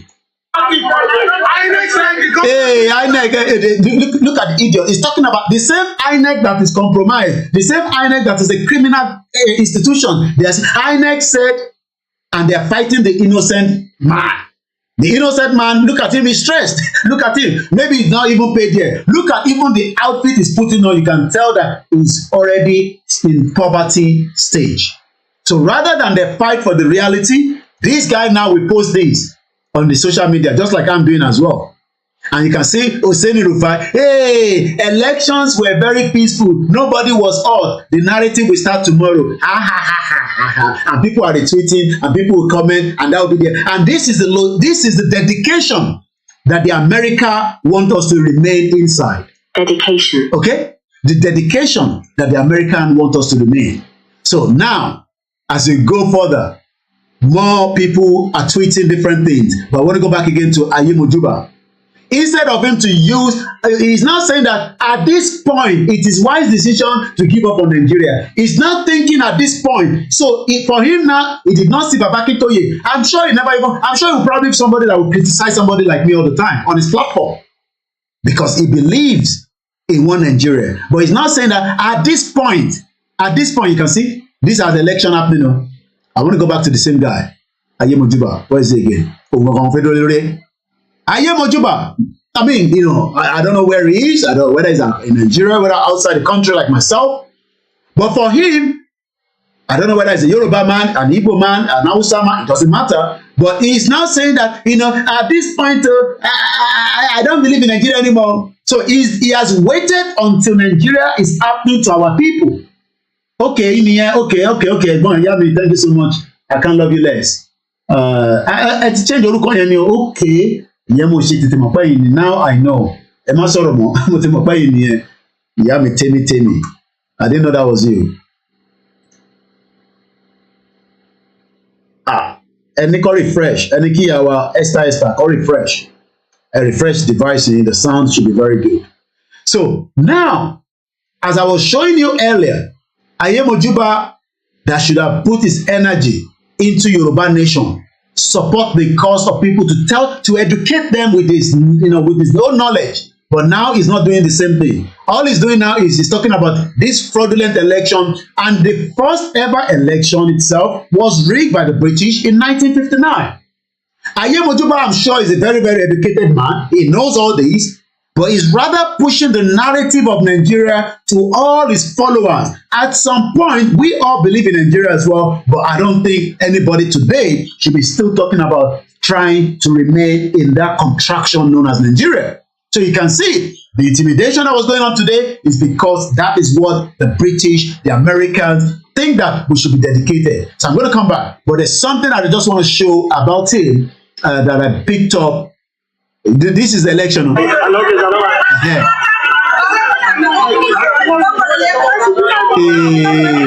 Poverty, 200 naira. Good man. You can see the good man. Good man in front of police. In the north, this is kind of and this is what America means dedication. Okay, maybe you don't know. America say we should all be dedicated to Nigeria, dedicated to the election process, even if which kind name be that? And this is what they expect. Tony Ages, Abiodun Lexi, my brother, thank you so much. This is what they expect. Every year in, year out, every 4 years, we must be dedicated, we must be good citizens, we must not do anything contradictory to what we the Western world does not like. No, don't allow Koiki to bring violence into the conversation. Mercy Babatope, Olabisi, Olakunle, Dami Kenneth. I can see maybe some of you are obedient, but I'm sure you now realize that Nigeria is not for you. Now, let's quickly go back into dedication. A feeling of strong support for, or just the same way I say I have loyalty for IGBOHO. It's good that you have strong support for Nigeria, but by now, everybody should now understand that there shouldn't be anything to give that loyalty and dedication to Nigeria anymore. Nigeria has failed every one of us. Moving forward, don't wait till 2027 again. That's another 4 years. I was listening to, there's a guy called Buhari, not the Buhari, there's another guy called Buhari, he wanted to contest, I can't remember, but I'm sure you know him anyway. He will not contest, not the Buhari that, this president, now there's a guy called Buhari. He was on a TVC earlier on before I started, and they were asking him if he's going to contest again. All those ones just want to be relevant in the society, and then the people know them, the America, they can invite them to, to different embassy programs and all that. My brother, my father here, Sulaiman, you say, obedient, do you see that Nigeria is not for you? Let Yoruba and Igbo go their separate ways. They're not going to listen. Everybody wants to be in Nigeria, and Nigeria is not for us. So that is where we're having issues. I don't hate anybody. Yes, you have the right, to love Nigeria at some point. But as we speak today, Nigeria is not for us. It's just coming up to almost 5:38. And it is 18th of March. This is a live transmission. Bakari Adekunle, my brother, to all our different organizations and different groups that are working around the clock, to educate our people. In terms of Yoruba nation, we say good evening and welcome. So a feeling of a very strong support. That is what America is expecting us to do. It does not matter whether it is right or wrong. Daisy say all the people and countries opposing Yoruba self-determination, the economy will crumble and subjected to ridicule, mark my word. I totally believe that. Jomiwa Onla, thank you so much. And all our grandmas and grandfather that have joined. Abiodun Monday, Yamuria Comfort Lenkom. Thank you so much. Let's continue quickly and read a little bit further into this. This is the American Embassy that released this on the 5th of March. The people of Nigeria demonstrated their dedication. I've explained to you the meaning of dedication, so you have an idea, to the democracy on February 25th. But there are many angry and frustrated Nigerians. There's nothing called Nigerians. All these was created as lies. We are Yorubas before Nigeria. We are not Nigerians, but that is the narrative being put out. And when Americans say that, a gullible Nigerians will say, Koiki, shut up. The ambassador just said we are Nigerians. But truly and truly, Mourinho, Yami, Clara, Mommy, Shalafia Lewama. Good to see you. I haven't seen you on the program for a while. I guess you've been busy. Mukiwebe, Lagos State Union. The last time I had a very beautiful time, at the party, the Lagos State, party that was held there in London. Mukiwebe organization, Thank you so much for joining us. Let's continue.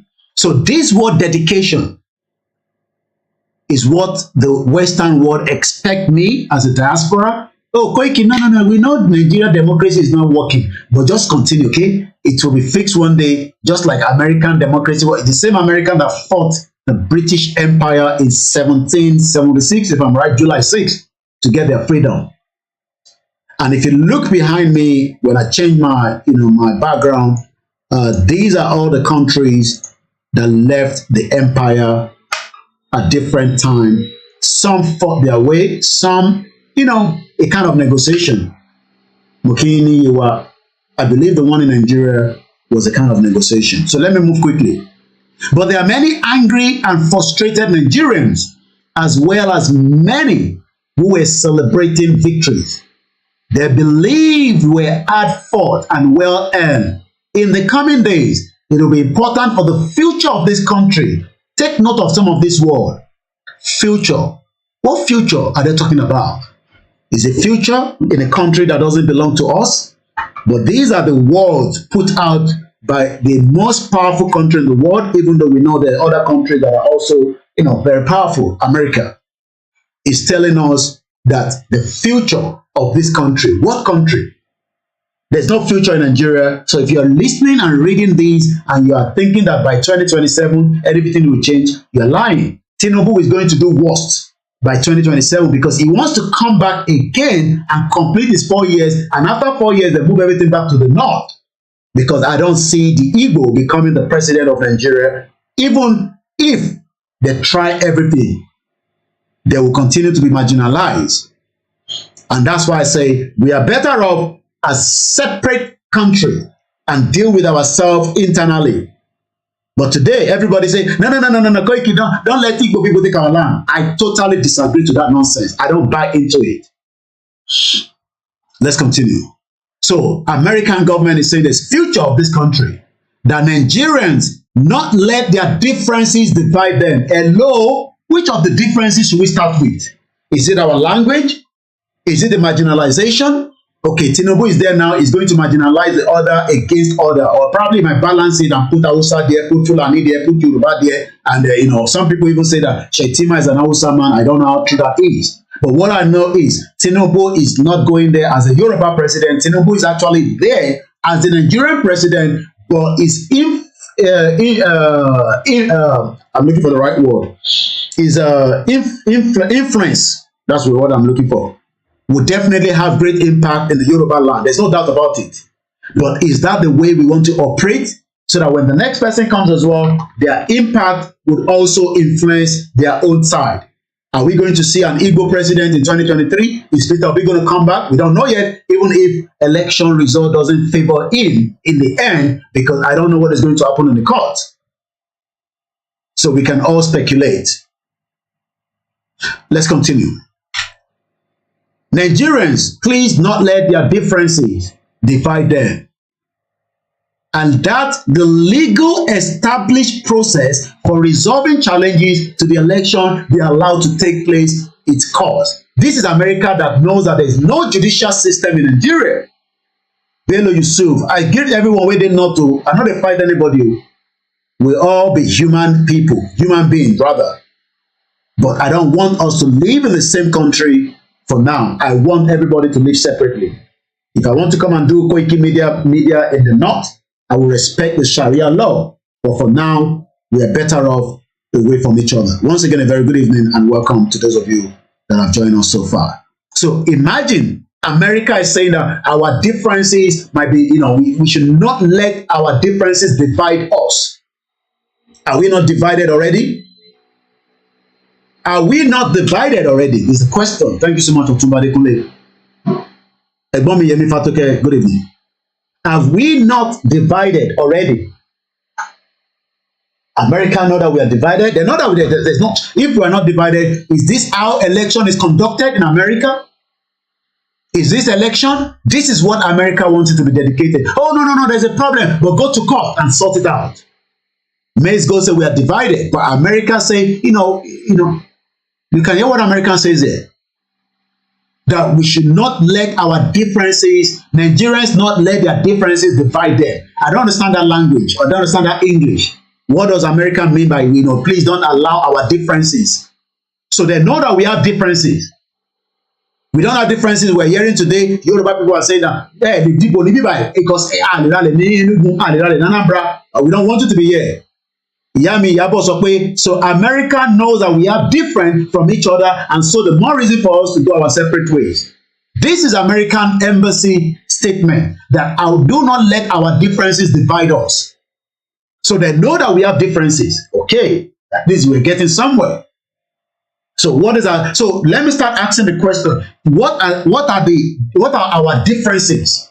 Okay, we might come up with say our language. Everybody will quickly tick on that. Our language, is that the only problem? Is that the only difference? Okay, we can say our culture. Our culture is different from each other. So what else can we say? Our territory is different. But the America is saying to me and you today that our differences must not divide us. So definitely they know that something is going to divide us in the long run, because today all I see in Lagos State was criminal Yoruba man and woman telling the Igbo people that you will not be allowed to vote in Lagos State. Our ways of life. So if they know that our differences, this is somewhere in Lagos State, you can see. So these are our differences. So why not allow us to have election in the Yoruba territory, but with a constitution that would have given the clear ways? Oh, you are an Hausa man, you are living with us. Okay, this is how it's going to happen. Our dressing is different. So my question is, America is saying that we shouldn't let our differences. Koiki, please tone it down. Tone it down. We know you are upset. You want a Yoruba nation, but don't let that differences to divide you. And you can see that the Yoruba, our thinking is different. But lẹ́ni ní ilẹ̀ Yorùbá, àwọn ọmọ Yorùbá jáde pé ẹ̀yin ọmọ Igbo wọ́n bí dá ẹ̀ ní dìbò lẹ́ni, and they prove that. Lórí ẹ̀bẹ̀ láti Miami ẹ̀gbọ́n mi. This is what happened somewhere in Lagos today.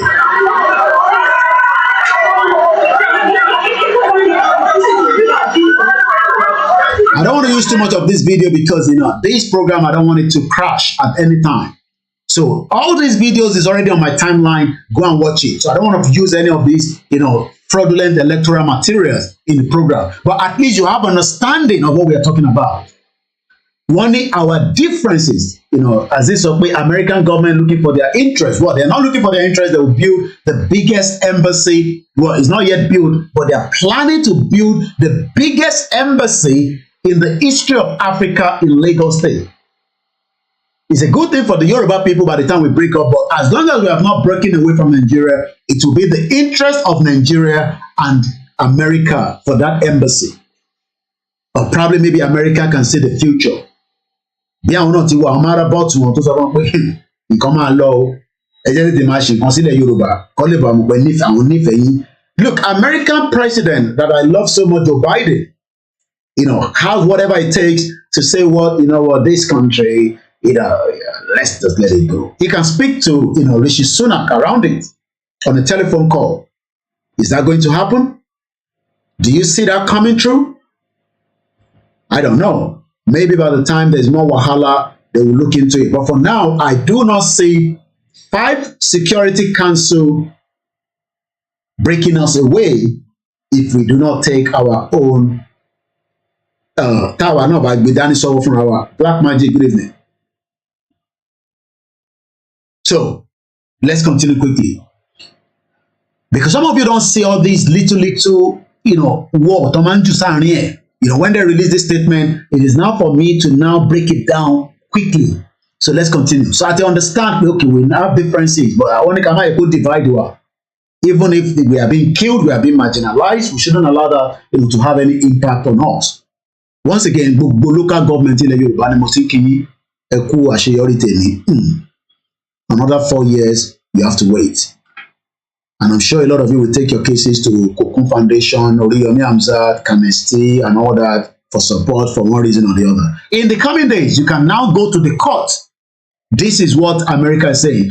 We commend Mr. Peter Obi and Mr. Atiku for their recent statement to take this path. And Mr. Tinubu, who INEC declared the president-elect under Nigerian electoral framework, for acknowledging their right to do so. So Atiku is, imagine, that Atiku still went to court in 2019. I think more results here. That result is still hanging. But this time around, the same judiciary that is not working, the same judiciary that Buhari has disrespected, the same judiciary that does not give room to let Nnamdi Kanu to have been returned back to Kenya, the same judiciary that have been used to suppress your life, America say it's going to work. Let's go further. The United States is no stranger to election-related controversy and conflict, as much as it can be unsatisfying to the end an electoral process in a courtroom in a constitutional democracy bound by the rule of law. Are we in a constitution? Is the 1999 constitution the one that America is talking about? Because I don't know which one they're talking about, but all I know is this fraudulent military decree that was put together by Abdulsalam Abubakar, the criminal, is what America is saying we should be using to solve our problems. The constitution that has been used to subjugation, just that has not given every part of Nigeria today hope. This is what America is expecting us to go and use. Mukembe, it is King AY. America expect me and you to go and use these in the courtroom, whether we are happy with it or not. This constitution is what they're expecting us to do. It is clear. It is clear, according to the American statement. This is after the election of presidential one. It is clear that the electoral process as a whole on February 25th failed to meet Nigerian expectation. Okay. So if it has failed to meet our expectation, for how long do we need to wait until it meets our expectation? Wọ́n ní ọ̀kan ní local government kan ní Ọ̀yọ́ state, wọ́n ní gbogbo ballot box ló thumbprint. I was listening to that on TVC. They say maybe the guys on protest is angry. They even say maybe it's mental problem. Can you imagine? He actually thumbprint every one of them, but definitely that is void. This is a live transmission. DZ123 say at least America recognized that something isn't quite right. All the port and strategic points are dominated by one tribe who are less educated. What any port authority or research ní Mokinyawa comfort ní I think gbogbo last week mo ní ọkàn tó ṣiṣẹ́ níbẹ̀. One day they had a problem with some machine or whatever. Omodamilare say Yoruba Nation now, live passion, radio broadcasting, live passion. Thank you so much for listening to us. Once again, a very good evening and welcome. Live passion say Nigeria wahala. Olaide Olu sọ pé they haven't learned still. Well, that is why we have to continue to educate the people. Because when America speak like this, people listen to America than me. Because we trust America even though we may not trust ourselves. Let's continue quickly. Okay. So one more point, this election has failed our expectation. And that is why today, when you look at people like Ayemojuba, let me bring that image up. He's saying that Totoni, Nnamdi Kanu, and Samuel Ekpa are right. Nigeria is a zoo. Look at what he said. Aisha Yusuf was saying the place. Let me read that quickly. The places both of them stay in were once zoos ó sọ pé ibi tí Simon Ekpa àti UK àti Nnamdi Kanu gbé was once a zoo until it got changed. Even though Ayemojuba say Nnamdi Kanu and Simon Ekpa will be laughing at us, it is obvious now that they were both right. Nigeria is nothing but a zoo. Hashtag Nigeria election 2023. But what more? But Aisha Yusuf, do you know that her children are schooling here in Scotland? I mean, if she can afford it, there's nothing wrong in that. But she's telling Moki Yawa Alali Barika, Yawa Omo Obasanjo Nimi Ekabo Mommy. Sorry about that. I'm just used to putting this while I'm doing life. I know some of you don't like it, but I'm just, it's just a bad habit that I would love to do. Because sometimes my lips I can see is dry, and when it's dry, it's not good. I hope you understand what I'm trying to say. Imagine Aisha Yusuf òun sọ fún Ayemojuba pé má ronú bẹ́ẹ̀ yẹn. Ibi tí Simon Ekpa ń gbé náà tẹ́lẹ̀ ní Finland. You see, it used to be zoo. But ó ti gbàgbé pé Finland is running a language. Finland, they are running the same culture.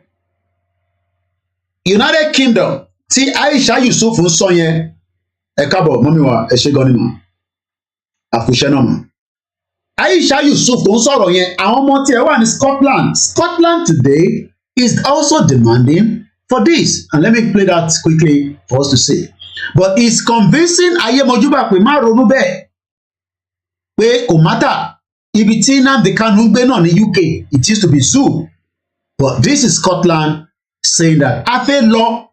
This is what Scotland is saying to their citizens. That the more taba dúró sí ní UK, we are going to be paying 4,279 for the gas bill, and the gas bill has gone up so much. Tawa in the UK. Mori Oba Wari, I'm going to play that. I think it's in London. They always go to this Oxford University as if Oxford University, is the best. When we have Awolowo University, we have all those universities that should have been developed to the standard and work. But when they come here, they come and talk. Only now we have gas in Wari. But he can't finish the conversation because he knows that the gas is under the influence of the Fulani Caliphate with their cronies outside. So when you look at Scotland is suffering more.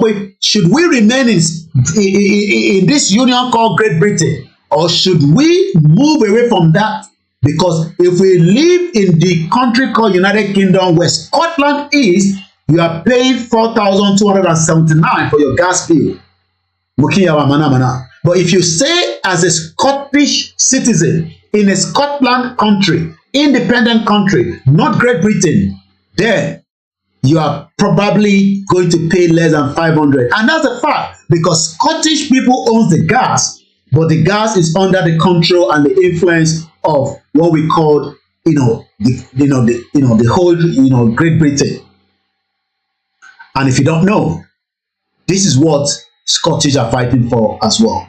Other countries were refused at first, but we have to remember, and this is a really important point, that self-determination is an inalienable international right and a law as well. And other countries will recognise Scotland's democratic choice expressed at the ballot box.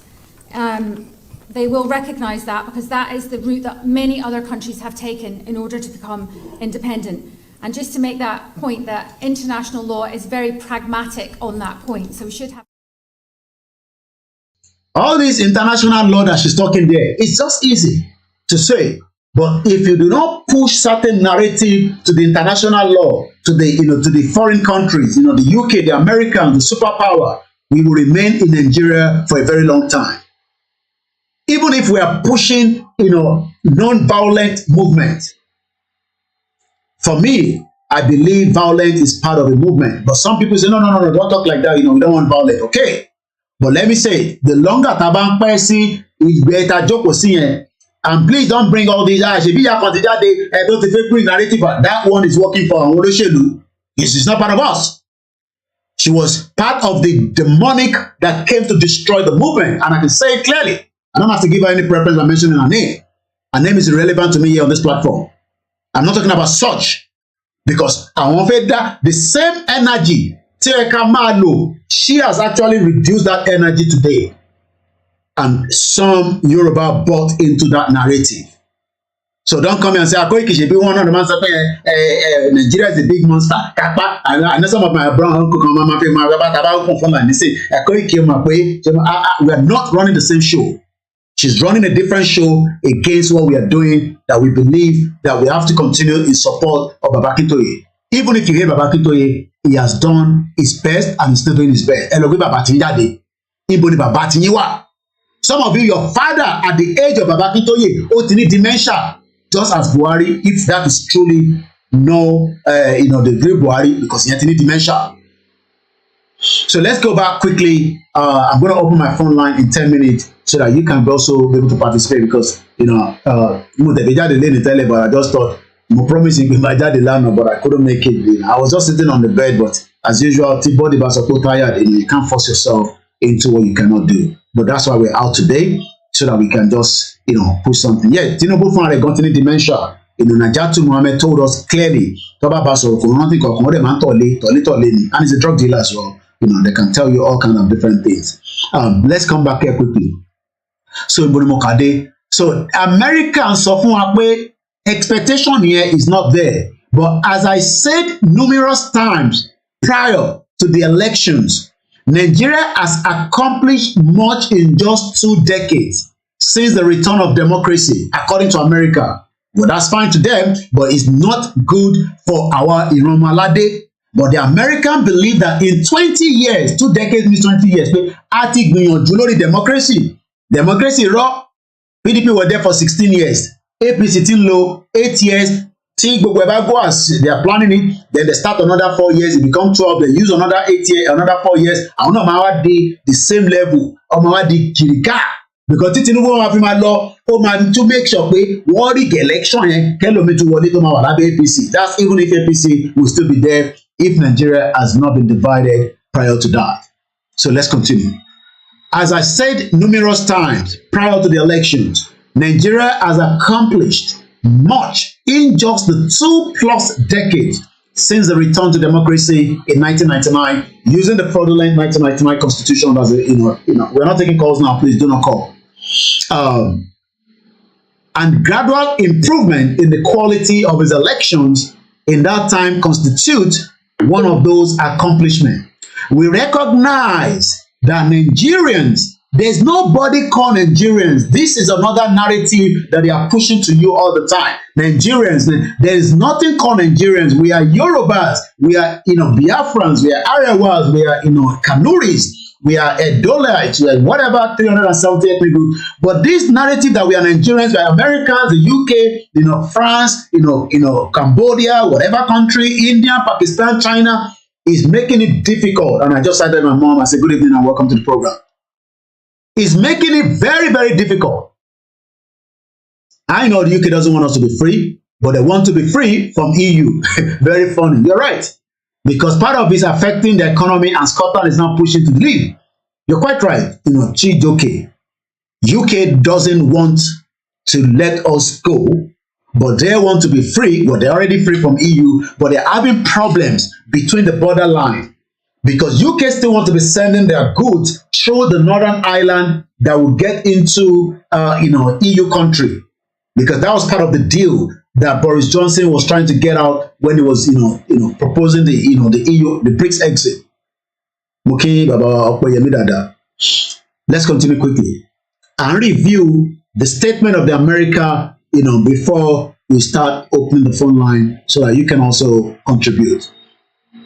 We recognize that Nigerians want that positive trend to continue, including through the use of new technology intended to make the process of reporting results more transparent. We thus reiterate our call for INEC to address promptly the challenges that can be resolved ahead of March 15, and we can see that INEC has not yet done exactly what America told them to do after the 25th election. So a lot of expectation, we saw that already. People are saying this is what is still, happening. You can see that. These are ballot box of Nigerians trashed out, burnt out. And this is what America is saying. No, it's okay like this, but we will get there in the long run. Oshedari, it is King for putting the number out there quickly. Let me pin that. Okay. And let's continue to support koikimedia. You know, your support is what makes our team to be supported. If we're not getting enough support, we can also not support the koikimedia team and the platform as a whole. People might say, why you ask money all the time? Like I always say, I would rather ask from the members of the public than ask from the criminal politicians. And it is ethical. Yeah, ethical. Yeah. So there's nothing wrong in asking. It is voluntary. Don't give me money and say, Koiki, you are not supporting this woman again. Keep that money. Whatever you are donating is called voluntary donation. The Guardian newspaper in this country, they asked for donation. Evening Standard, at some point when I came to this country, they were selling it. But when they started getting a lot of advertisement and people were, big company, big organized, national companies rather, we started getting it for free. Metro newspaper till date is free. But there are some people making a lot of advert. We don't do advert on this platform. And my YouTube monetization has been removed. So if you're going to support us at any time, until we don't know, they say it's going to take 3 months, I don't care. Even if they don't bring it back, you can do that support now because they take 30% out of whatever you're giving us anyway. But you can do your support directly to me in this format so that we can also continue, because your support is what is keeping the platform going as well. So thank you so much for those that continue to support us. So let's come back quickly. Then we have just less than 4 minutes. So I'm just going to read that statement without any analysis on it again.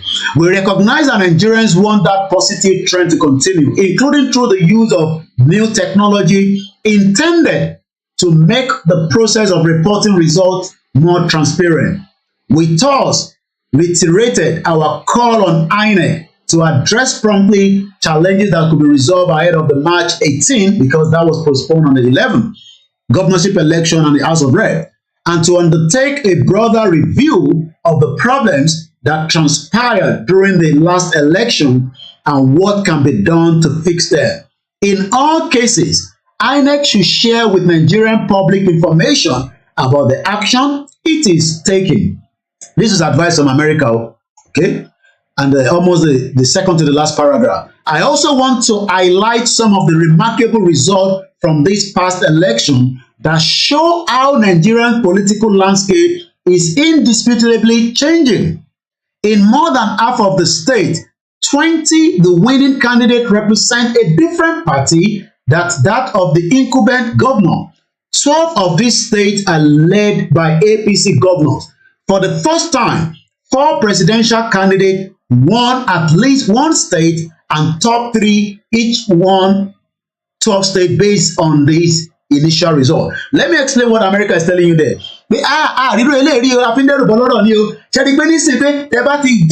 Third force like Peter Obi, Obedient, Labour Party, you can destroy APC and PDP.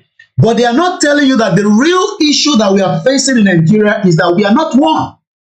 And that's why today, Yoruba people were speaking out in Lagos. They say, you know, no go vote here. No APC. So why then do you want us to remain together? Because people want to vote their choice, which is Labour Party. I don't support and endorse any of this criminal political party. But if you are still in Nigeria, it is the right of every Nigerian to decide who they vote. No, you are not a true nationalist. We thought you are smart. We thought you are intelligent. You just shut up your mouth. Shut up your mouth. The real problem is this situation that was put on us, and the America is now presenting it in this format. Hey, we now have more candidates, from Labour Party. You try, but come back 2027. And this is what America expects me and you to buy into, and that is why they use that word dedication. I already told you the meaning of dedication. Loyalty. Imagine America is telling us our loyalty to remain in Nigeria when we can remain as Yoruba people and have our own representative, whether we don't want Igbo then, we don't want Kanuri. That would then have been something written inside the Constitution. But the constitution that is being used in Nigeria today allow every Nigerian to decide whether they want to vote for Yoruba man or not. But in Lagos, clearly it has indicated that that is not going to happen, and I don't see that changing should we remain in Nigeria. So just to finish it up quickly, the last paragraph. The Nigerian people, America is calling you now, okay? Nigerian people have made clear their desire. Again, something means wish, intenife, for responsive, inclusive governance, and we strongly support the ability to express that wish. Is your wish like this? Is this what America is wishing you? Look at it. Is this what America is wishing you? Where you can vote, intimidate, killed?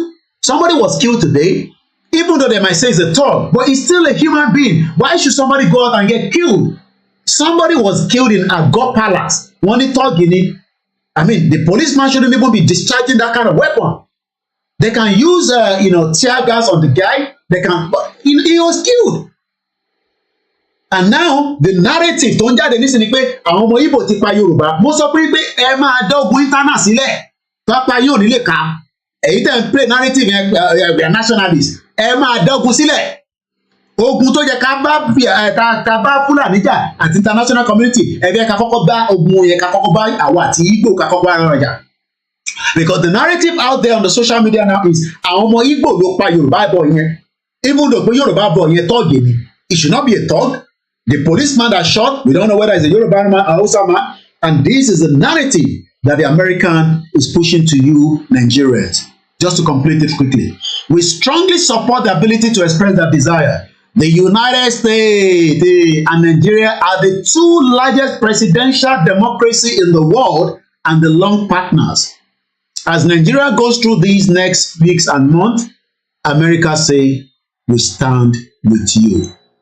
And that is what she said. She's actually leaving Nigeria as well. I didn't realize that until I saw that under our friend, that our friend, that woman, the other woman, both of them are leaving Nigeria simultaneously. Is that a coincidence? A British Deputy High Commissioner speaks on Nigeria ahead of Saturday's election. Okay, that was on the 16th. So this is UK also saying, for the gubernatorial and state assembly election today, our observer and our teams have been deployed. This is UK to several states around the country. Hey, thank you so much. We love you so much. That is Nigeria. Go and support Biafra. She no support. She won't come vote for Lagos. Lagos people say, no, this is Yoruba territory. Sorry, girl. She was injured. Get well soon. Now, let's go back and get the mob from the in a matter the royal wing. Our king, God bless the king. We say yeah. I want to show you this our two beautiful ambassador. I saw them. I wanted Yokoni. I saw her somewhere. I below the page because she has her own private page as well. Katrina Lang. Okay, let me go and look at Katrina. Hey, Katrina, baby. Oh my God. Which of the tribe are you taking picture with today? Is this the one in Abeokuta? Or this one in Ilaro? Or this one in the north? Or the Igbo? I guess this is like a Yoruba one. Hey, she's going ahead. These are our two beautiful mothers. Hey, God bless the two of you for doing your best in Nigeria. We love you so much. So according to Katrina Lang, according to her, before we open the phone line, so let me bring the two of them to my back end there. Hey, Oyinbo Pepe, Luku Pepe. Whenever you see them, just say, hey. One is tall, one is fat, one is small. We love them. Because me, I still want to go to America. So I got to be careful with what I say with them. If I do my Bible America, you already abuse our ambassador. No, I'm not abuse ambassador. I'm just going through what you have said. Last night, this was on the 17th, yesterday, according to Katrina Lang. Last night, I was delighted to co-host with my good friend, the U.S. Ambassador, Mary Beth Leonard, our first joint living party. We are so sad to be living. Hey. Please don't go yet. No, please don't go yet. Katrina, please don't go. Please, Katrina, Lord, don't go. Oh, don't go. Please stay and give us this democracy that we want. Oh, we love you so much. Both of them will be leaving Nigeria to start a new future. Ẹ bá gbé phone number síta Ọ̀pẹ̀yẹmí ẹ̀yọ́ ìtẹ̀físíbẹ̀ yẹn. +44744044059117. This is where you can also add your own input to the presentation in the last 2 hours. Let's get your calls and your views. Should we remain together? Sorry. Just reason. Thank you so much. DR owó fún àwọn ọmọ wa nílé o. Ẹ fún wa ní náírà kalera top up fún àwọn ọmọ wa nílé tó ń bá wa ṣe koikimedia. Princess Adebimpe Eshegoni. +44. These two are leaving Nigeria simultaneously. What a coincidence. I love their outfit. Green, walara kan, red walara kan, orange. What a very beautiful outfit. But I'm pé bíi ti Igbo ni Katrina wọ̀. But I'm pé Leonard yẹn wọ́n bí tàwọn Hausa àbí bẹ́ẹ̀ kọ́. Àròjọ́ mú ṣe olókun. So, as we are all settling in, we have been looking and reviewing these. Like I always say, election is not my own problem. I don't care whatever is happening. From very, very long time. Even if Lagos APC lose, I don't give a toss. That's not my problem. You know, kí ló ṣe fún yín nígbà tí wọ́n ti wà níbẹ̀ láti 1999. Kí ni Tinubu ṣe fún yín? You know, criminal. So that's our beautiful. Hey, we should drop a lẹ́yìn mi. Èmi ni bàbá wọn láàrin wọn báyìí. Àbí? The two dresses are Yorubas. Okay, wow, good outfit. You know, but the both of them are leaving us. Hey, why are you leaving us now? Bàbá máa ti fi wá sílẹ̀ nísìnyí. Once again, Yoruba nation has now been able to prove otherwise. Fẹ̀yìntì ẹni etí dídí, etí ti di. À ń pariwo Yoruba nation. Ẹni ẹ̀fẹ̀ gbọ́, ẹni Yoruba nation kọ́, Yoruba nation ni. But at the end of the day, is that what you want to be seeing? 2027, what you tún pariwo 2027? By 2027, they will get it right. INEC would have adjusted them. There will not be thugs in Lagos State to disturb. Because in 2027, there might be another Igbo man that wants to be your governor, according to some of you. Because to you, you know, that guy is an Igbo man. Koiki shut up, is an Igbo boy, you know, Yoruba. Okay? But I'm sure that some of your children will leave and want to go back and vote as well and become a governor. And then they will probably tell them, no. This one has Scottish show. Because when you fair and all these kind of different things. No. Only shame because who is actually taking your land? Once again, Yoruba people must now understand that they're very, very powerful. And they can change the narratives. You can say with that letter that I just read to you, America should carve it. Should feel peace in mind. I mean, if you read that kind of letter, you go, there's still future, there's hope in Nigeria. Because Aisha Yusuf still believe that there's hope in Nigeria. That is why, even though Aye Mojuba is saying, this country, Simon Ekpa and Nnamdi Kanu say, is a zoo. But Aisha Yusuf say those places were zoo before they were countries. Can you blame her? You can't blame her. She's an influencer. And what do you expect from such? But the reality is, everybody knows that it's just too late. It's not about individual being killed. We're talking about who we are being killed and destroyed as Yoruba people. The person in us is being destroyed. Oh yeah. Our children are in the zoo in Scotland. yeah, people. Our own children, Aisha Yusuf, and they even allow their children to dress Islamically in Scotland. in a Scottish city, because I saw the picture. Àwọn ọmọ ẹgbẹ́ basketball wọ́n múra pa ní tó lo ìjà. Even in Yoruba land, àwọn kan fẹ́ lo ìjáàbù yẹn wọ́n jẹ́ kó lò. Ẹ rántí pé ó ń dìjà kan ṣẹlẹ̀ nílọrin láàrin àwọn Muslim Christian.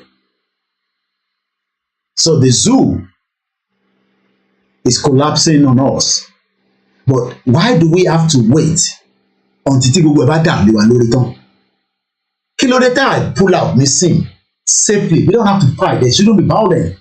But because we still have majority or minority of Yorubas, what if a vote they need? Because they've been told that that is the only option to keep democracy going. You know, you can hear what America say. America now ti ṣe 20 years already after gbogbo ṣìgìdì tó ṣẹlẹ̀ pẹ̀lú late MK Abiola, and we should forget about that. Let's start Eridele Momodu tiẹ̀. Òun ti fly káàkiri tiẹ̀. He has a passport. He's influential. Ó ti abandon Atiku. He's moving around. He's in Kigali, Rwanda, pẹ̀lú àwọn FIFA. I don't know what they're doing. I think Burna Boy is going to be singing at the you know. And this Nigerians, yes, okay, you want to japa? Are we going to japa and leave our land? Our land is now under somebody else. Champions League. Thank you. Olakunle. I was waiting for that. So let us remind you again.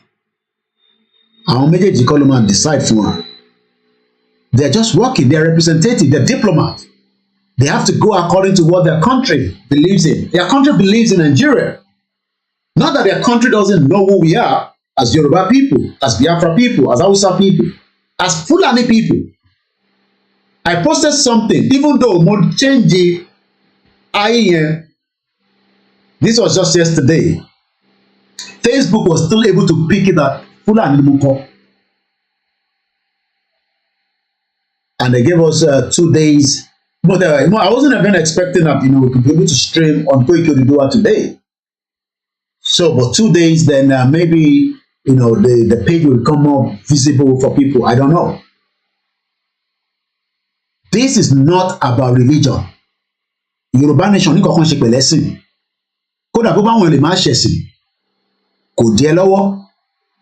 But àṣeyọrí wa nínú Nàìjíríà, tẹ́ bá ń gbọ́ táwọn méjèèjì ń sọ̀rọ̀, àwọn ṣe representative fún ìlú tó bá wà ní ìtò on my right.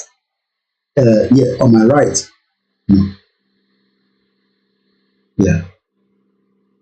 Ilé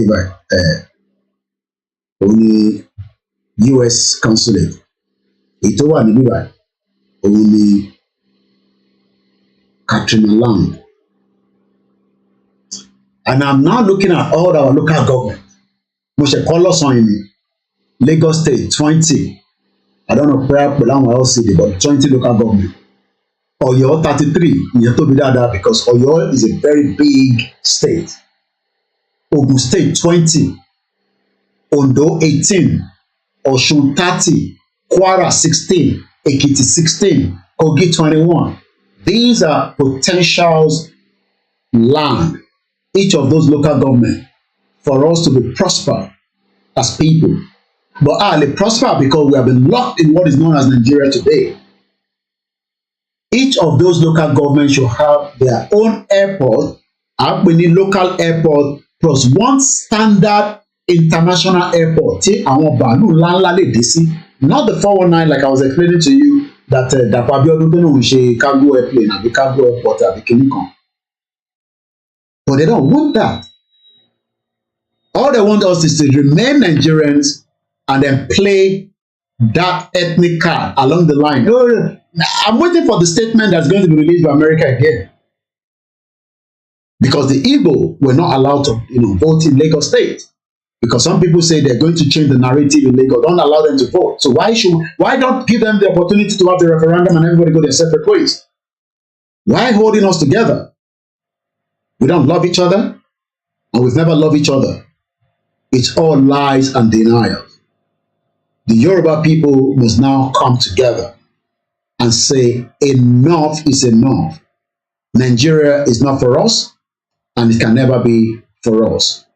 So I only have about just an hour from now, which is now time check. 14 minutes past, 2 hours I've used already, so less than 15 minutes left. I don't want this program to be more than 3 hours. Everyone's okay, our cover solution.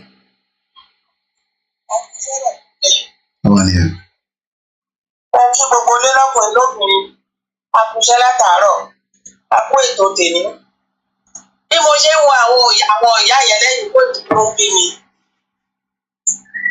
Àwọn ikọ̀ kan ló rán wọn wá sí Nàìjíríà sílẹ̀ Yorùbá ikọ̀. Àwọn gúrùpù tó rán wọn wá yẹn, ó yẹ ká rán àwọn màmá wọ̀nyí padà sáwọn gúrùpù wọ̀nyẹn. Ní gbogbo ọ̀nà. Bá a ṣe bí gbogbo wa ṣe ń wo àwọn màmá wọ̀nyẹn jẹ́ ká máa ronú ọṣẹ tá a máa fi àwọn màmá wọ̀nyí padà sílé. Ẹni tó bá lè kọjú wọn, ẹni tó bá lè ka nínú eyín tó fẹ̀ yẹn. Ó jẹ́ yín la lè ká. Ó jójú la lè fọ́fọ́rí fọ́mọ kọ́ máa rò pé ní gbogbo ọ̀nà. Ṣé mọ̀ pé ibì kan wà àwọn kan wọ́n wà ní Amẹ́ríkà yìí tó jẹ́ pé wọ́n sì kí wọ́n kó wọn lọ wọ́n gbé wọn lọ sí àwọn ọmọ mi tó ń kù wọ́n. Ta ni nínú yín kí làwọn jẹ́ akọ̀wá wọgbọ́ ìkìlá tó lè jẹ́ ká máa ronú nǹkan tá a máa ṣe fún wọn sìn torí wọ́n rán wọn wá ni. Tàbá wá rí nǹkan ṣe fáwọn méjèèjì táwọn gúùpù wọ̀nyẹn bá tó wọn aṣojú bíi kí nǹkan yẹn ṣe àwọn wọ̀nyẹn. Wọ́n bá rán kìíní rán kejì rán kẹta rán kẹrin. Tí gbogbo wọn ò bá ti borí ire dédé, wọ́n á padà lẹ́yìn wa wọn ò ní gbógun tì wọ́n. Torí inú bíbí bí mo ṣe ń wò wọ́n yẹn. Ẹ jẹ́ kí gbogbo ẹni tó bá mọ̀ kan, ẹni tó bá mọ̀ méjì, ẹ jẹ́ ká máa try nǹkan tá a máa ṣe. Eléyìí tí tó gbé kóòdù wa sọ́rùn tó gbé ní òṣì yẹn, tí kóòdù yẹn kókó lọ́mọ lọ́rùn. Ẹ jẹ́ ká bẹ̀rẹ̀ sí ní wá nǹkan tá a máa ṣe tí eyín tó fẹ̀ yẹn kọ́ máa rẹ̀ yín yẹn fẹ̀ mọ́. Nǹkan tó yẹ kó jẹ́ tiwa. Wọ́n owó wa lọ́pọ̀ fi ra aṣọ sọ́rùn kan fi lọ́ góòlù wa nọ́mbà wa tá a ní góòlù àní góòlù lò. Àwa tá a ní nǹkan tó fi ṣe fáíbríkì yẹn àárí lò. Ìyà ń jẹ wá àárín káàkiri lójú títì. Àwọn wá ń fẹ̀yìn tiwa nínú wọn lódùn tó fi ń fẹ̀yìn àwa tá a ní nǹkan nú wa ò dùn rárá. Ẹ jẹ́ ká wá gbogbo ọ̀nà tá a lè gbà tí ọ̀nà fi máa dín mọ́ láti wá sí ilẹ̀ Yorùbá. Ọ̀nà kìí ṣí sílẹ̀ fún mi. Gbogbo mọ̀mí wọ̀tá tó ń lò kí omi gbóná mọ́ mọ̀mí wọ̀tá yẹn torí mọ̀mí àti 1970s tí wọ́n bá fẹ́ bá àwọn ẹyẹ lídà tiwa sọ̀rọ̀ ń gbà yẹn lọ́hùn-ún. Ní yàrá mi dílé wọn tí nísàlẹ̀ ìbòjú. Wọ́n máa ń gbé mọ̀mí wọ̀tá sínú àpò ni. Mọ̀mí wọ̀tá yẹn wọ́n ti máa kàn máa jẹ. Nǹkan tí wọ́n bá ti sọ fáwọn olórí wọn yẹn bí tó ti bẹ̀rẹ̀ sí ń ayé olódì wa jẹ́ nìyẹn. Nǹkan tó bá ti sọ fún àwọn olórí yẹn làwọn olórí yẹn máa gbà. Gbogbo nǹkan tó ṣẹlẹ̀ kì í ṣe ẹ̀bi ọ̀pọ̀lọpọ̀ àwọn olórí. Wọ́n sọ pé àwa ń lo òògùn eléyìí tí àwọn ń lò ó ju òògùn lọ. Wọ́n máa ń gbé mọ̀mí wọ̀tá yẹn wọ́n ìgbẹ́ tí kò kò ní. Mọ̀mí wọ̀tá yẹn ló máa ń fi àṣẹ sí nǹkan tó bá ti sọ táwọn olórí wa dẹ̀ máa gbà. Máa kọ̀ ni wọ́n máa ń gbé táàpù tó fi mú lórí WhatsApp. Nípa ẹni ìsìn ẹjẹ́ tó fi gẹ́gẹ́ bí Koiki ṣe sọ èmi lọ́rọ̀ bàbá Awólọ́wọ̀ ló jẹ̀bi bàbá Nnamdi ló jẹ̀bi ẹnìkan ló jẹ̀bi ẹ jẹ́ ká wá nǹkan tá a máa ṣe lọ́wọ́ báyìí tó ń gbóná yàjó yìí ọ̀rọ̀ ti dojú ọ̀gbagadè ká má bàa kú sínú tí wọ́n pẹ̀lú ní Amẹ́ríkà àti gbogbo diaspora àti kákálukú wà tọmọ Yorùbá wà ẹrú la lọ ń ṣe ń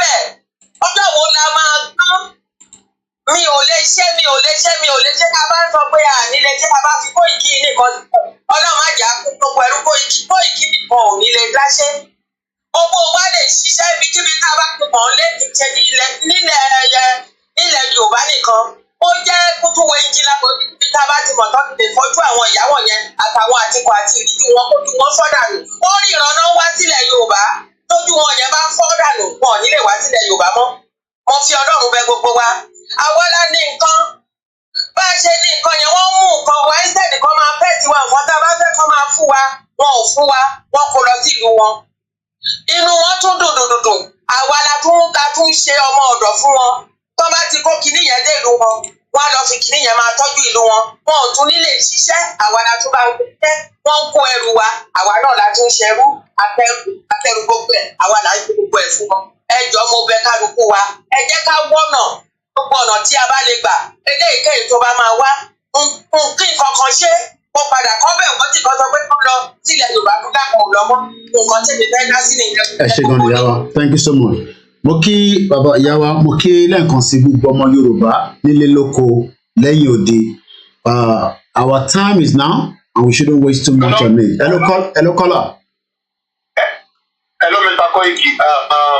Ẹ̀kalẹ̀ ìṣàlàfíà ni. Adúpẹ́ sà. Àwọn tó wà ní Nàìjíríà ní tó fẹ́ bá tó bọ̀rọ̀ and tó bá wà lórí ṣòro and ẹnì kan padà àwọn ẹlòmíì náà tó wà láàbùrò tó yẹ pé mo bó ṣe sọ rárá. Ṣé ẹbí ní pé wọ́n má ní ambassador kí lè máa ń pẹ́ Katrina Lang. Ó block àwọn Biafra lórí Twitter. Ó blọ́ọ̀kì Simon Ekpa. Ṣé kò tí blọ́ọ̀kì ẹ̀yìn? Kò tí blọ́ọ̀kì mi. Kẹ́rí ìkan tá à ń sọ fún ẹ̀yin ṣé ìlú wípé àwọn tó ṣé ní wọ́n máa yìí ẹnu tó òun ló dúró bíi fún lọ lùgá nígbà yẹn gbèsè àti sọ àlè sọ bẹ́ẹ̀ ṣá àti sọ wọn ráì. Right bẹ́ẹ̀ni. Àwọn tó ń darí Nàìjíríà gbọ̀ngàn nílé àwùjọ ni àwọn Britain àwọn British àti àwọn US àwọn òlú yìí àwọn lọ́ọ̀dì Nàìjíríà. Kò sẹ́ni bọ́dì ṣe é àwọn ọmọ tá à ń pẹ́ra wa lọ́mọ Yorùbá gan. Tàbí àwa la lè kó àwa la ní kílẹ̀ kan àwa kọ́ la ní ilẹ̀ yẹn ìyàlódì òun àwọn ọmọ Yorùbá yẹn káwa kọ́ lọ́ọ́ ti gbà lọ́wọ́ ti gbà lọ́wọ́ òyìnbó ti gbà lọ́wọ́ wa. Àwọn òyìnbó ti gbà lẹ̀ lọ́kọ̀ wa we need to get back our land from the colonial master. They are our real problems. They are our number one real problem. Mr. Koiki, they are my problem before I will put my hand to Fulani. Àwọn òyìnbó is my number one problem before I will put my hand to Fulani or before maybe say that I need not people in Igbo. Àwọn people here come on because it's like Mr. Koiki, you've seen it. I need to know a law. You know a law that there are some things that even like you won't like to say because you say like no one will come understand the issue. But àwọn èèyàn wà àwọn bí wọ́n 1% 2% wà tó understand yìí.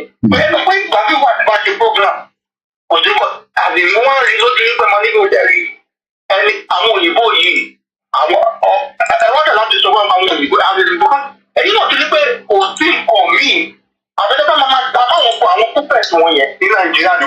Ọ̀rẹ́ ti ní pé àwọn òyìnbó ìgbọ̀n gbọ̀gbọ̀gbọ̀ àwọn lọ́sí wa ní àwọn lọ́pọ̀ ṣẹ̀kẹ̀ṣẹ̀kẹ̀ sí wa lẹ́sẹ̀. And you see that word of Japan Mr. Koiki. This thing is àwọn òyìnbó ti ṣe kiri for a long time. Let me try to like explain a little bit to ṣe mi. Kẹ́rí àwọn òyìnbó they need us. Kẹ́rí àwọn òyìnbó yìí wọ́n ti ṣe ìwé pé they want us to come to their country. You know, not all of us. Because I want to predict Nigeria big because one thing is Nigeria about big. Everybody must to be training. But àwọn puppets wọ́n yẹn wọ́n ti jẹ́ kọ́ mọ̀ wípé nínú àwọn orí yìí bí orí mi mẹ́wàá ń di a ní ìbí a bí márùn-ún mẹ́fà sí mẹ́ta lọ sí Amẹ́ríkà kí méjì wọ́n wá sí UK kẹyọkọ lọ sí Germany ẹ má tún gbogbo wọn lẹ́lẹ́ nǹkan o nínú wọn bẹ́ẹ̀ ìbí máa dé sáà gbogbo wọn ní kúrò a máa wà nínú ìyà tí ẹ̀yin ṣe ìyà tani pé kẹ́yìn fi máa jẹ wọ́n ẹlòmíràn àgbà tó wọn ò ní fẹ́ jápa ẹlòmíràn bẹ̀ á kọ́ nínú bẹ̀ ìlú ẹlòmíràn wọn náà máa jápa but ẹ mọ̀ àwọn púpẹ̀tì wọn máa ṣe iṣẹ́ tí àwọn òyìnbó ní gbọ́kọ̀ máa ṣe. Àwọn tá à ń jápa rẹ̀ nípa tó yìí their system their law in this country ó ti ń ṣe àwa mú tọ́jọ́ wípé a lè ṣe bí ọmọdé ìlú níbi báyìí. No matter how ẹ ṣe pẹ̀lú ẹ lo British passport or US passport or German passport or any passport we can't do bí ọmọdé ìlú. I cannot. We need to apply to their law. Our life is being controlled here. Our life is being revolved. Our life is being revolved in a system that is not helping our genes. I don't think people understand. That's another level. Because gbogbo ala ní genes wa ó ní energy mi. Exactly. Because you know that there's a lot of people here in the UK that they have everything, but they are not still happy. Ẹ̀gbọ́n kan wà lórí Instagram.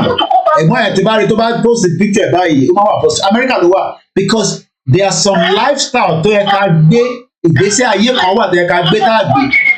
There's something in Kokoro tó ṣe ìbò ẹ̀gbọ́n pẹ̀lẹ́ pé you want to go back home to his land. But he can't. You know the reason why he can't? So now I'm going to go to the So Mr. Koiki, let me tell you something. Let me ask you one question. I am scared. In the next 50 years, in the next 50 years, in the next 50 years, I think the Yorùbá, we are already tenants now. And I'm going to say we are already tenants. I want Yorùbá to want to tell you, wọ́n ṣe ṣàkíkí, wọ́n ti tàlú lọ́wọ́ wa, ọmọ Yorùbá ṣì ní wá, a lè kíní kan kiri kan. For the next 150 years, I am thinking that Yorùbá will be tenants in their life. And which is exactly what Think Yoruba. In that one, Think Yoruba, there's Sonny 3-4 weeks ago, in 200 years. And that's exactly what I have at my background now. Land is the major aspect of identity. In Yashimani identity, we are going to Nigeria in 50 years from now. Yes, Mr. Koiki. Yes.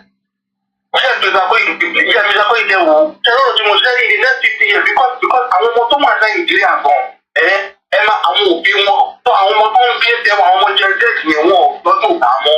Tó yẹ ní ìfà ní Nàìjíríà gan, àwọn pẹ́rẹ́ǹtì mi ń gbọ́n wọn lọ sí bí English school.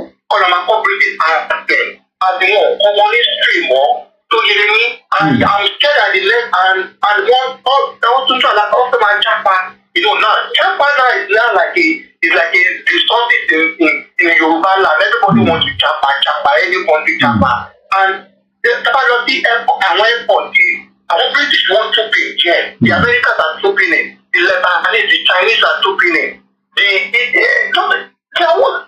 The Fulani, let us read those ones aside. Even the foreigners, Mr. Koiki, our Chinese want to come on Yoruba or come on Yoruba school. They are stopping it. So in the next 50 years, I am saying that just about Yoruba are in the tenant.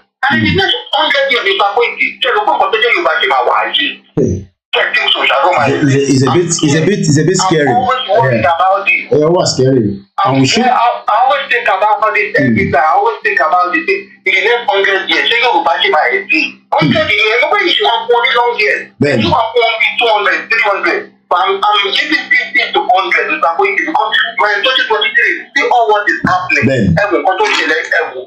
I'm worried. I'm very worried. So, I'm worried. Well, we won't stop educating and giving the real reason why we want to go. Reason I feel look, I hate anybody. We love all our Yoruba people, even if our views are different, whether you're APC. But we are working on now to say, look, I think people sanity identity. Tabate mama fẹ́ra wa gbọ́n sef. I pay money track record. Okay, because we don't even know the genes are mixing. We are mixing too much now. It might be very slow rate, but Tababere is calculated 50 years. Like one is done this. I'll be calling that book as let me go. I'll be 90 something. Ìgbà mélòó ni? Ṣèbí àwọn bàbá Akíntóyè lásán ní sí pé àwọn ti wà in their 80s nísìn. So bàbá Akíntóyè nísìn tàbá ní pé ta fún wọn ní 50 kan àwọn náà tó máa dán bí almost 100 and something. Mr. Koiki, if I'm walking on the street of England here, people only in England, I'm telling you the truth. With all what I'm seeing, as in, one local media, one tell one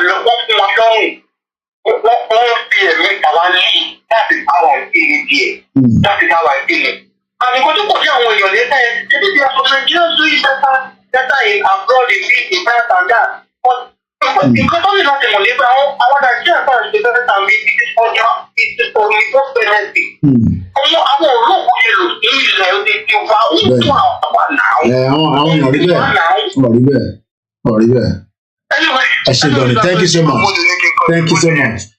Again, as we always say, Muki, our Instagram, female, male.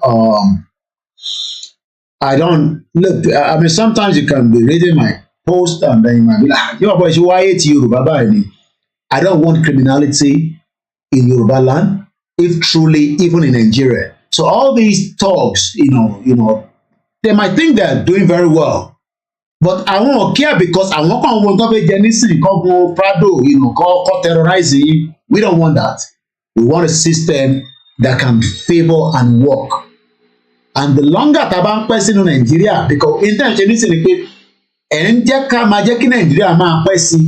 by supporting this criminality of election. When somebody like this is now coming and say, "Oh, that Nigeria is a zoo." I mean, he's saying that Nnamdi Kanu, let's get that video in to balance this conversation here. Okay, let me bring this one in. I won't use the one of Somalia. Let's use the Nnamdi Kanu video that he had with Bob D. Bob D. Let me put this one a little bit this side. Let's listen to this. I'm going to stand up for about a few minutes. If it stretches even though we are almost getting closer to the end of the broadcast. So let's listen to this together. It is not in their hands, because you know what? Power belongs to the people. Anything we want is what we're going to get. Once again, I want to ask this. Do you think this dream is realizable without a war? And are you prepared to fight another war? This dream can be realized without a war. And let me put it this way. As soon as the people, the various ethnic groups in Nigeria realize what Nigeria means to each and every ethnic group, they will subscribe to our position. So it is realizable without a war.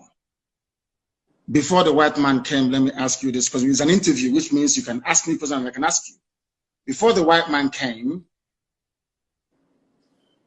was there any Nigeria?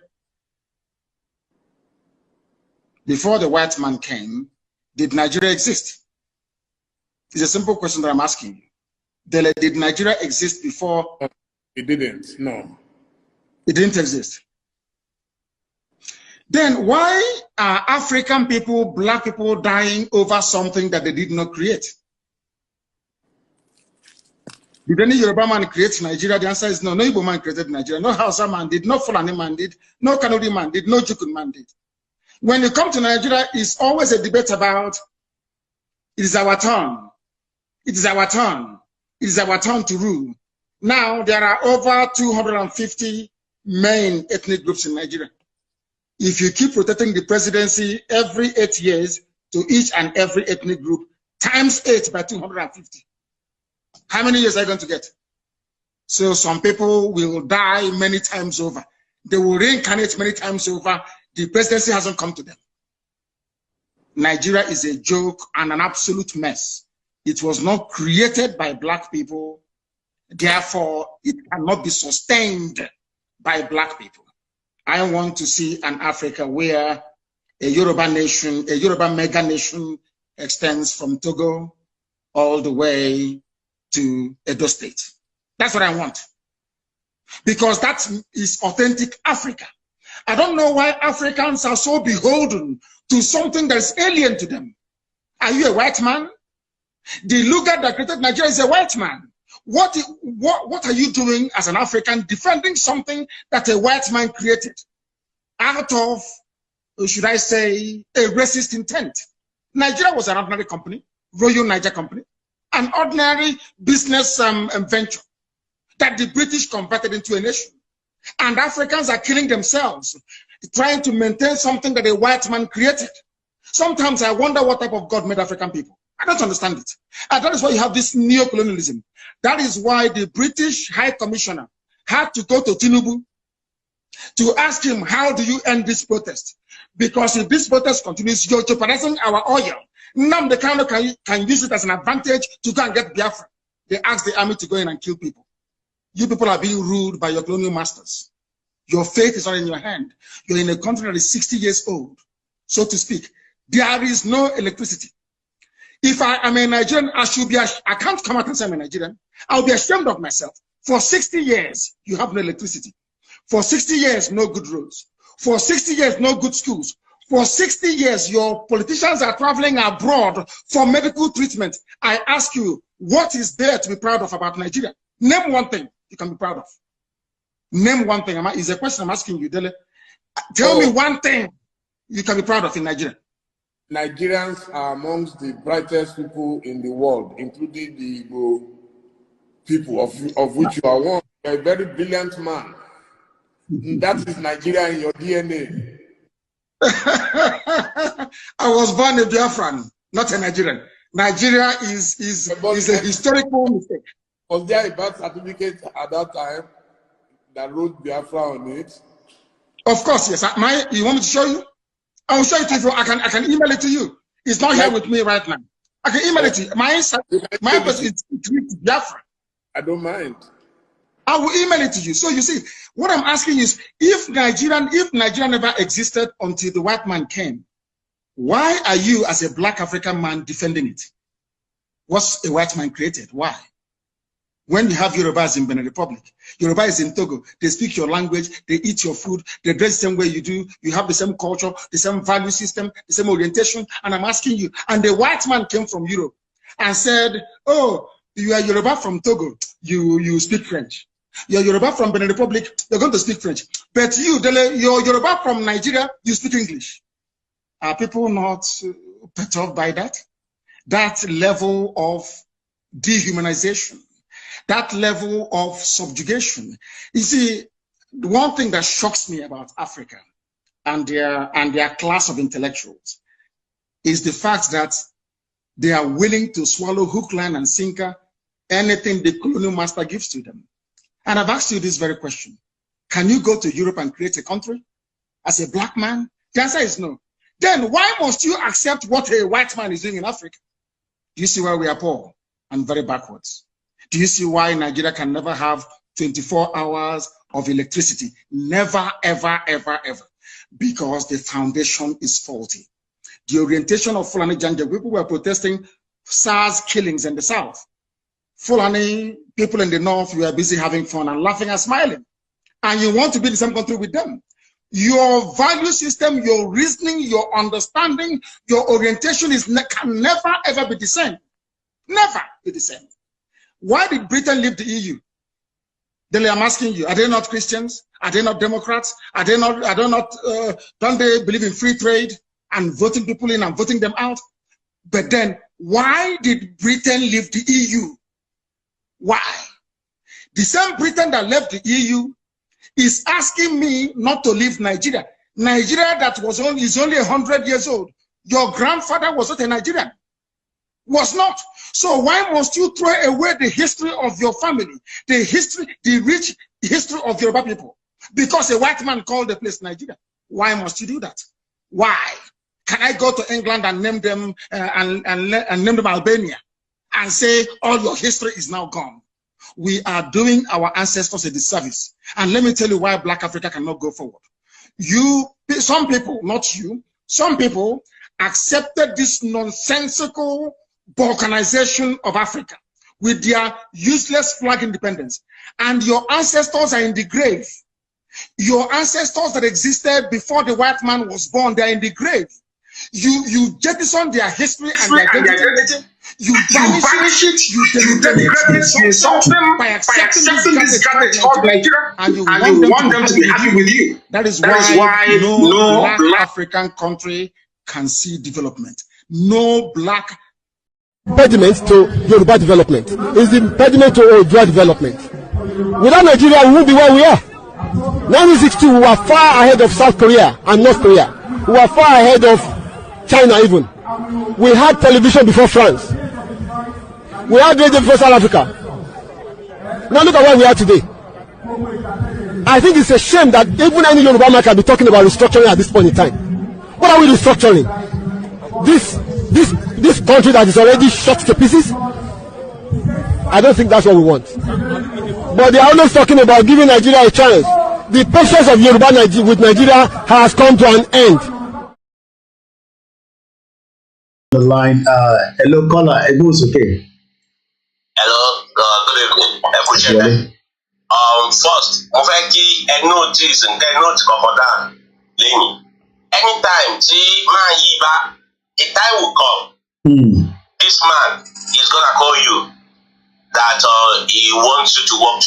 He would like you to work together with him. Come here. Answer him. Man, when here. Ovation. Okay. Because Cherry don't the first day Délé Momodu àti FFK wà nínú ilé Ìgbòho. Mo sọ fún ìyàwó rẹ̀, mo ní these two people wọ́n wá ṣe àmì ní ilé Ìgbòho ni. They are working for the government. Wọ́n máa fún government tó ẹ lọ note down ìgbà kan bọ̀ is going to invite you that he wants you to work with him so that we irọ́ ni o. Wọ́n fẹ́ fà ilé ìjọba lọ́wọ́ ni o. That's one. Then I sent you a message. Ẹ̀pin ìmọ̀ bóyá ẹ̀ka mẹ́sẹ̀gì yẹn. Ṣé nípa kéèsì Nnamdi Kanu yìí? Ṣé irọ́ tí woman Iranian citizen British Iranian? Bẹ́ẹ̀ni. Wọ́n mú sílẹ̀ ní. You understand that the husband used to go to the central Iranian embassy at the number 10 Downing Street to go and protest. Then Nnamdi Kanu wife and the children needs to take that step as well.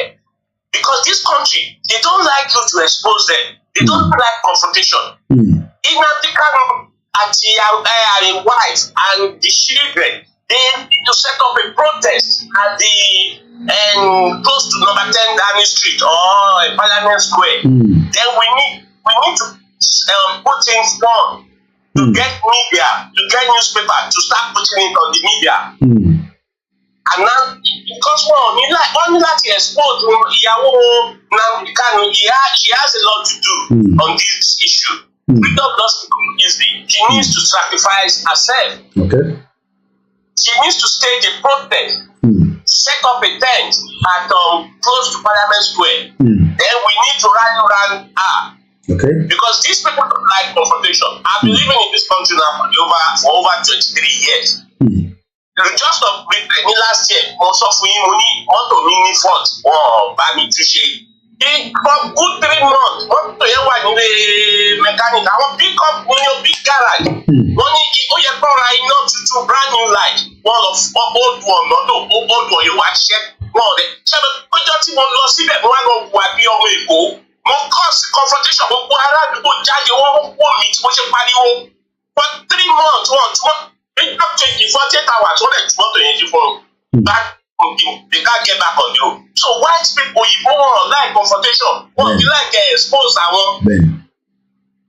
So ìyàwó Nnamdi Kanu tó bá lè set up protest kìíní ní Parliament Square. Tó set up tent fún wọn àtàwọn ọmọ ẹ̀kọ́jọ wà níbẹ̀. Ó ti fi handcuff ara ẹ̀ mọ́ gas tó máa fi hit wọn àtàwọn ọmọ ẹ̀. Ní inú tent yẹn, a dẹ̀ máa provide security fún. Kí gbogbo àwọn ọmọ Igbo, kí gbogbo wọn support kan dáwó àtàwọn media. Ẹ̀ẹ́dì wípé ọ̀rọ̀ yẹn máa bọ́ sàgbáyé, ìlú ìwọ́n máa release Nnamdi Kanu. But she needs to sacrifice, she needs to put effort. Kì í ṣe kakọ̀ ṣe celebrity or celebrity ti kúrò. Ó ní láti hard, ó ti ready láti jà.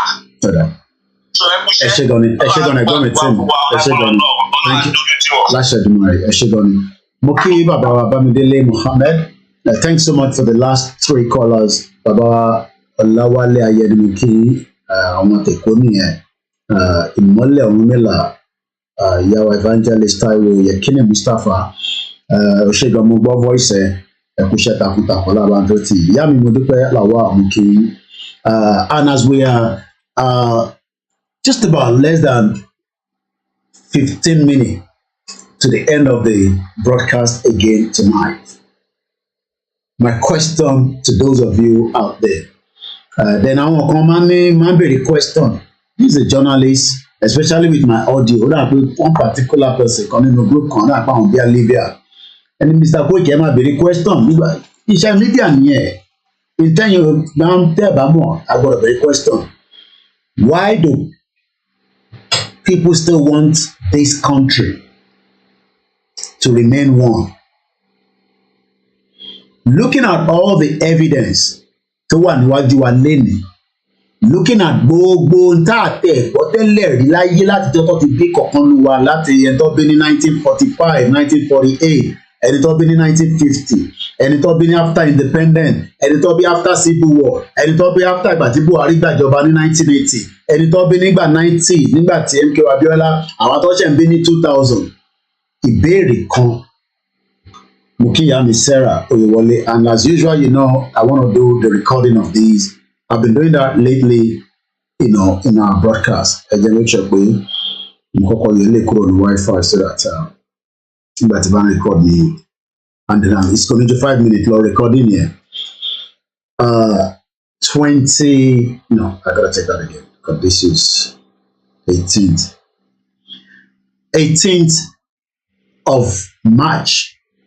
2023 Saturday tí wọ́n ń ṣe ìdìbò 419 ìdìbò olè ìdìbò àwọn ọmọ Yorùbá ló kàn ìdìbò intimidation ìdìbò tọ́gìrì láti north títí dé middle belt títí dé south east títí dé south west ìdìbò àwọn ọmọ Yorùbá ẹ títún dìbò lẹ́nìí láti fẹ́ fi yan gómìnà àwọn gómìnà olè àwọn gómìnà tó ti bà ayé yín jẹ́ láti 1999 títí di wákàtí tí wọ́n lọ ń gba treatment nílùú òyìnbó tí a lè mú reference jáde. Ìbéèrè tí mo tún bi yín ẹ̀yin tẹ́ má dẹ̀ bi mí pé mò ń béèrè ìbéèrè iṣẹ́ tèmi ni máa bi ìbéèrè ni máa fi ẹ bá ti bá bí ní ìbéèrè ìwọ ni wàá wá wúlò làákàyè láti béèrè pé ṣé ìbéèrè yẹn ṣọ́kàn ẹ̀ ni tí wọ́n bá ti mọ̀ pé Yorùbá nation ló gbé dání ó ní láti wọ́rì ìwọ ọmọ Yorùbá tó tí ì dámọ̀ ìwọ ni ìbéèrè yẹn bá wí. Why do people still want this country, Nigeria, to remain one? Òun ni àkọlé eléyìí tá à ń ṣe lọ lẹ́nu March 18. Again, why do people still want this country to remain one? Kí ni ìdí pàtàkì gan tí ọ̀pọ̀lọpọ̀ èèyàn sì fẹ́ jẹ́ kí a wà nínú Nàìjíríà? A mú lọ sí oríṣiríṣi láti sọ, but ní tí mo fẹ́ ká múlò òun ni tí American ambassador tó sọ lẹ́yìn ìdìbò tí ẹ ṣe ní February 25th. Ìyẹn arábìnrin Mary Betty Leonard, the US ambassador to Nigeria. And this was released on the 5th of March 2023. Màá summarize it quickly. In tó kọ́kọ́ sọ nínú ni pé the people of Nigeria, àwọn wo ló ń bá sọ̀rọ̀? Ṣọmọ Yorùbá ni, ṣọmọ Igbo ni, àwọn wo ni Nigerians? Ta ni kí ni Nigeria? Only the people of Nigeria demonstrated their dedication to democracy on the 25th. Kí ló ń pè ní dedication? Àgbéyẹ̀wò. Dedication. Lẹ́ẹ̀kan sí. Dedication. Lẹ́ẹ̀kan sí. Dedication. Ǹjẹ́ a wà dedicated sínú Nàìjíríà àbí wọ́n fọ́sẹ̀ lé wa lórí? Ó lọ bẹ́ẹ̀, ó ní dedication to democracy on the February 25th. But there are many angry and frustrated Nigerians as well as many who are celebrating. Ó ní àwọn tí wọ́n celebrate pẹ̀lú criminality tí INEC ṣe. Ó ní kẹ́ lọ sí court, ìyẹn arábìnrin Mary Beth Leonard, the US ambassador to the Federal Republic of Nigeria. We commend Mr. Peter Obi and Mr. Atiku for their recent statement committed to take this part. Part wo ló ń sọ̀rọ̀ lé lórí?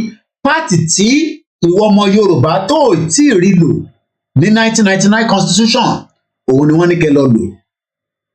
Only the United States is no longer stranger to election-related controversy. So wọ́n mọ̀ pé controversy wà. Ó wá ń sọ lọ, ó ní it is clear that the electoral process as a whole on the February 25th failed to meet Nigerians' expectation. Lákọ̀ọ́kọ́ kò sẹ́ni kankan tó ń jẹ́ Nigerians. Àwọn aláwọ̀ funfun ló kó papọ̀ ní 1914. Ó ní kò meet expectation yín. Kí nìdí? As I said numerous times prior to the election, Nigeria has accomplished much in 2 decades. Pé láti 20 years old, ó ní ẹ ti accomplish a lot. Only we recognize that Nigerians want that positive trend to continue. Ṣó fẹ́ kí every 4 years kẹ́ máa wá sọ pé ọmọ Igbo lè dìbò. Àfẹ́ wọn níbí àmọ́ ìfẹ́ wà nínú Nàìjíríà. Ṣé yẹn máa bọ́ sí ṣá? Ó náà sọ fún INEC we come make sure we wan rectify problem yẹn before the 18th, but ṣé INEC rectify ẹ̀? Ó ní I want to highlight some of the remarkable results. Pé result yẹn fún yín ní so many things. Èyí tí ẹ̀ wá tsunami obedient. But one thing tí mo fẹ́ ká mú jáde nínú ètò tèmi ni pé ṣé lótìtọ́ lódodo àwọn kan sì fẹ́ Nàìjíríà ṣá pẹ̀lú gbogbo rògbòdìyàn tá a rí lọ́tùn lósì àti tó ti ń bọ̀ tẹ́lẹ̀ títí di wákàtí. Only the Nigerian people have made clear their desire for responsive and inclusive governance. Is the Nigeria working for you? Màá tún máa bèrè lẹ́ẹ̀kan sí. Nigeria is not for us. We are not one. We can never be one. There will never be unity among each and every one of us. So that is just about that, and then I will take, I think maybe the last caller that is coming through quickly before we start winding down. Hey, the last caller, Ebashi, briefly. Once again, good evening, and thank you too much, everyone. Hello, sir. How are you? Yes. Why does she cancel history in our bush? So that come on, hold on. No, èmi bí no, mo ti dá mo ní ká má bàa mo tó lọ náà ni mo ti dá yín lóhùn. Àwọn mẹ́ta lọ sóko ọdẹ. Are you listening to me? Àwọn mẹ́ta lọ sóko ọdẹ o, a lọ hunt. A dẹ̀ pẹran mẹ́ta. Ìyá nídìí ọ̀bẹ. Àwọn mẹ́ta lọ sóko ọdẹ. Ọlọ́run ẹ̀ fún wa ṣe àpẹran mẹ́ta. Kí la nídìí ọ̀bẹ fún láti fi ẹran yẹn? Ọlọ́run ti pín dáadáa náà. Smaller. Kí la nídìí ọ̀bẹ fún? For us not to need ọ̀bẹ, òun ló jẹ́ pé a nídìí igi. Àṣìfẹ́rì ní Nàìjíríà. Nígbà tí wọ́n ti pa history yẹn tí ò ní jẹ́ káwọn ọmọ wa mú. Wọ́n bí gbé àwọn generation pọ̀. Bẹ́ẹ̀ get me see. Rọ́bà tó kò sọ̀rọ̀ mọ́. Tí o understand, ṣe bẹ́ẹ̀ kọ́ bá kó wá sùn. I understand it. Bàbá wà ọ̀nà wà wò àti bàbá meditate pé. Tí o bá ti sí mọ́ náà gbọ́ wa, kò sí bàbá fẹ́ meditate láì gbọdọ̀ ni. So oríṣi tí o ti cancel history nìyẹn, ìwé ẹgbẹ́ kan àwọn oníkàkú ni màá ń dìbò rẹ̀. Ìdíjà àwọn Igbo ti àtọ̀ sábà ní pé orí nǹkan tó rí ní civil war yẹn ẹ ti gbogbo ẹ. Despite pé kò ní history gbogbo òbí sọ fún ọmọ ẹ o lè jẹ́ káwọn lè kàwá láwọn ọbẹ̀ gbọ́n sóun jà wá lọ. Gbogbo wọn àti tó ní 1995 gbogbo ẹ̀ làwọn òbí wọn máa ń sọ fún ọ despite pé kò ní history. Okay. So. Ẹ ṣé gan ni. Thank you so much. Mo kí gbogbo wa, mo kí ẹ̀gbọ́n mi tó pè tán, mo kí gbogbo ẹ̀yin Lagos Island, mainland, ẹ ti ṣe worst yín. Ìyẹn ò lè solve problem yín o. Worst ẹ lè ṣe náà lẹ ti ṣe intimidation. The thuggery ways. Ká intimidate, ká fọ́gò, ká gúngò, àwọn alánilẹ̀. Kò sẹ́ni kankan tó ń bá yín dulẹ̀. Àwọn olóṣèlú ló ń play narrative yẹn. Gbogbo lẹ́tẹ̀ ń pariwo ẹ̀ náà ní gbogbo Lagos dey smelly. In another 4 years, Sanwó-Olú ò lè ṣe anything. That's if he comes back. It's just all about the intimidation. But one thing is, gbogbo àwọn tẹ intimidate lẹ́nìí, àwọn kan náà máa wá intimidate yín. Àwọn ń dúró kí ìjọba tó change. That's if we continue with Nigeria today. And they will come back and intimidate you. Mokin Baba Waro, Clement, thank you so much. Oluwashina Williams, and I'm just about 7 minutes out of the program. I don't want it to be more than 3 hours. The smelly Lagos, you know, like intimidate àwọn ìlú lórí. The smelly Lagos. Àwọn èrò tó wà ní Lagos ló jẹ́ kó smell. Irọ́ lẹ pa. It's because investment ẹ kó lọ sí Lagos ó ti wà divided to the federal. The 1999 constitution ni wọ́n máa fi govern ní, and should we remain Nigerians, every one of you will suffer in the long run. But I want it dákẹ́ because the unity is not there. And that is why these two individuals will be remembered for a very, very long time. After and before Nigeria breaks. When Nigeria on the break yẹn, ẹ tutù ẹ̀dá. Ẹ̀yin dẹ̀ ń rí bẹ́ẹ̀ pé kò ní break. The world tó wà níta tó ń pè ní the Western world. They know. Àwọn kọ́ fi make sure pé tó bá máa break, kò break in a way tó máa create a crisis. But they are perfectly sure that Nigeria is going to go. They know everything that is happening within the system that they created. And they will let it go. But they don't want to do it now. But àwa máa force wọn láti máa educate yín, láti máa gbé ojú wọn wá, láti máa fún yín ní ọ̀rọ̀ táwọn sọ, báwọn ṣe sọ, táwa máa change ẹ̀ bó ṣe máa yé yín. Because when they come out and say Nigerians, let us ask them, Nigerians created by who? Ṣé Ọlọ́run ni? Zero. Ọlọ́run kọ́ ló dá Nàìjíríà.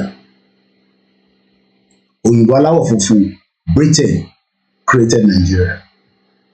My utterances might not be of your best choice. I don't care. In self-determination, everything is thrown into the box.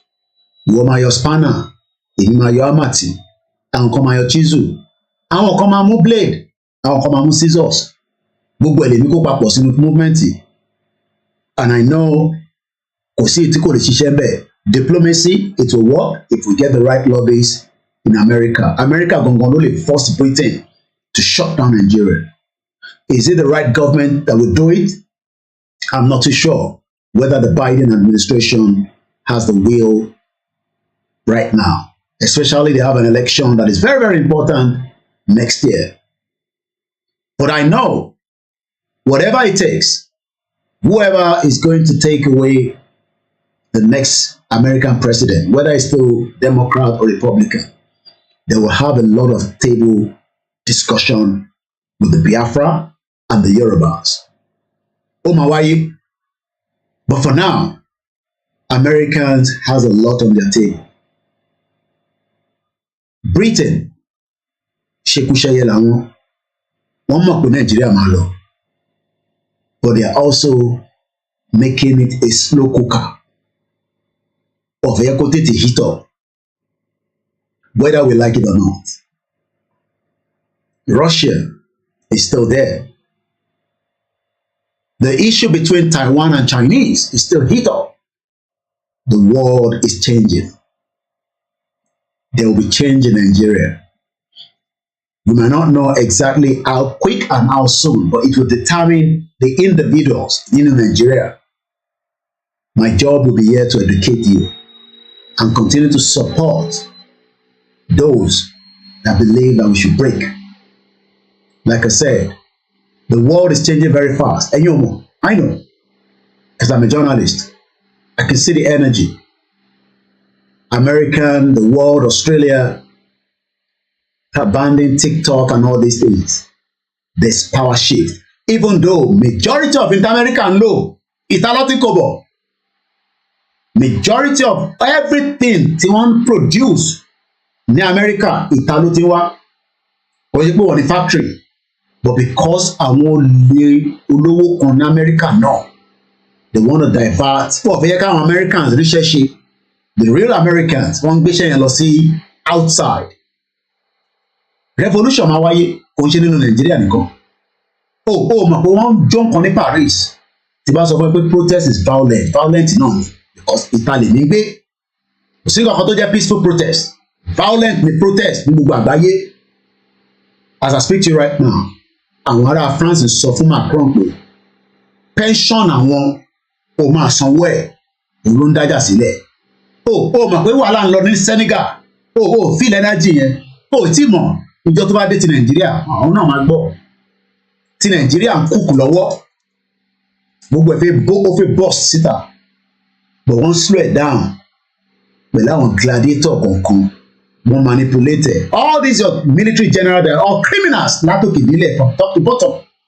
Mo sọ fún yín pé wọ́n ṣe ìpàdé kọ̀kọ̀ pẹ̀lú àwọn ọba ilẹ̀ Yorùbá. We still don't know the moves but a lot is going to happen in our lifetime. But Yoruba people will be free and we're going to be free very very soon. Kékeré ni ẹ ṣe rí ní Black Sea tí fighter jet méjì jáde tó lọ rọ́ọ̀lù $32 million drone America. Kò mean anything to America, they have the money to spin out. But ọ̀rọ̀ yẹn jù bẹ́ẹ̀ lọ. The world is changing and it's going to change to favor some of us. That is $32 million. Aircraft or drone. The Russia kọlù. Ìjà Ukraine. We are neutral. Ukraine is fighting for their right. I don't know what Russia is fighting for. But one thing is, ìjà ń ṣe fi padà sí ó fẹ́ scale up. And all these is some of the reason why one push it in Nigeria, one tẹ̀ mọ́lẹ̀. But èmi láti máa uprooted. My own job láti máa kóná ọmọ lójoojúmọ́ ni iṣẹ́ tèmi ní nìyẹn from the media perspective. Tó bá lè spam mi platform mi, you better unfollow me now. This is a platform that believe that I'm a jawuni. I'm a Fiba Yoruba Nation. Let's play Yoruba Nation anthem. But before that, as usual, we play this.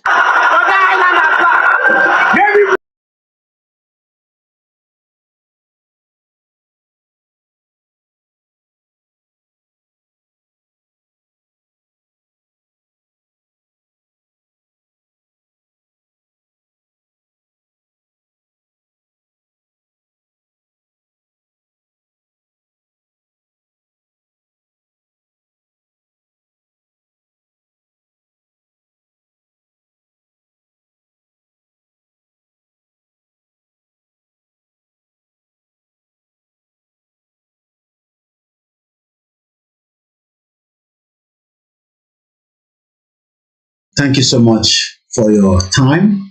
I gotta go spend time with the family as well. Enjoy the rest of the evening.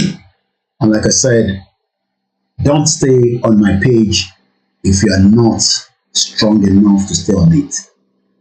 This is a different platform from other platforms. But this is a platform that continues to educate and tell you every reason why the Yoruba should stand on their own. Ẹṣẹ́gun Yàwá Fatima, Ìyá mi Sarah, Sheikh Abdulore Razak, mo kí gbogbo ẹ̀yin àfà, mo kí gbogbo ẹ̀yin ulala, mo kí gbogbo ẹ̀yin pásítọ̀, mo kí gbogbo ẹ̀yin babaláwo. Mo lọ bẹ́ẹ̀ mo kí ìyá mi Ọlájùmọ̀kẹ́, mo kí gbogbo ẹ̀yin ọba ilẹ̀ Yorùbá, àbáyínjà, mo kí gbogbo ẹ̀yin tí mo bá kí náà ni mo kí. Ẹ̀yin tèmi lórí Mixlr and ìrìjì bẹ́ẹ̀ lọ. Thank you so much this evening. Comrade Plan B, thank you so much. Yoruba Nation for life. No retreat, no surrender. No mixing of words. No padi-padi pẹ̀lú political party. See to come pẹ̀lú wọn rárá. You are all criminals that is holding the lives of Yoruba people to bondage. And we are going to end your life very soon. Oku díẹ̀ ni. By the time we speak the kind of language táwọn èèyàn gbọ́, wá react. Ẹ lọ wo tó ń ṣẹlẹ̀ ní Senegal. Ẹ lè understand nǹkan tí mo sọ. At least that is an African country. Revolution tẹ́ fẹ́ yẹn ó máa erupt but kí wọ́n kọ́ tètè mọ̀ pé tó bá ti dé kí wọn náà yà ṣe kéde kó mọ̀ pé lára tí Koiki ti ń sọ nìyẹn. Internally lẹ ti máa bẹ̀rẹ̀ ìjà yẹn àwa la máa bá yẹn escalate kò ń ṣègbówó mọ́ nísìn kò ń ṣe Nnamdi Kanu láàrin ara yín ẹ̀yin political protest yẹn APC PDP àti new version Labour Party gbogbo màbára yín jà àwa máa bá yín escalate kágbá ilé bá ti ṣe kéde kọ́ lè fún ìgbò wa àti ìlú bẹ́ẹ̀ lọ báyìí fún wa.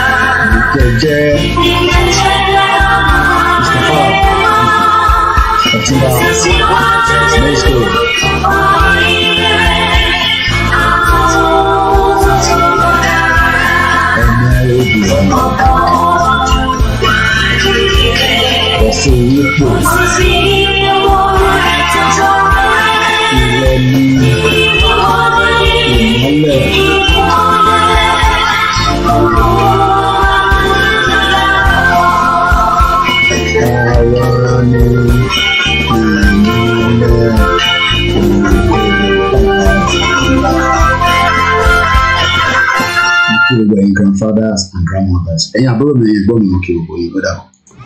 Wọ́n ní Nàìjíríà fẹ́ sunkún ẹ̀rí bẹ́ẹ̀ gbọ́. Nàìjíríà tó fẹ́ ní education, tó fẹ́ ní health, infrastructure, wọ́n fẹ́ ní ohun kan náà fẹ́. Wọ́n fẹ́ ní bọ́ọ̀dù ẹ̀ sunkún ìran rẹ̀ nígbà yìí. Mo hóòpù tí ẹ gbà ìwọ lẹ́ni mo rí.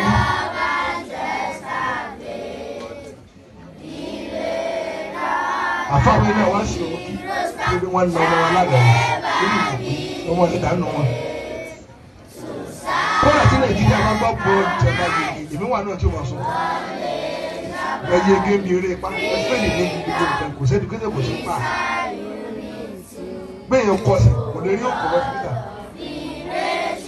Ìṣúná kò sómi. Ó bó ọ̀nà ọdún mẹ́fà wọn ò ní ṣe orúkọ pàrọ̀ àdúgbò ta. Ọmọ Oòduà ọ̀gá Fúlàní ọ̀gá Fúlàní ọ̀gá Fúlàní ló jẹ́ o. Yorùbá nation yìí ti gbogbo wa ni kó má gbọ́dọ̀ bàjẹ́ torí kò sílùú mìíràn.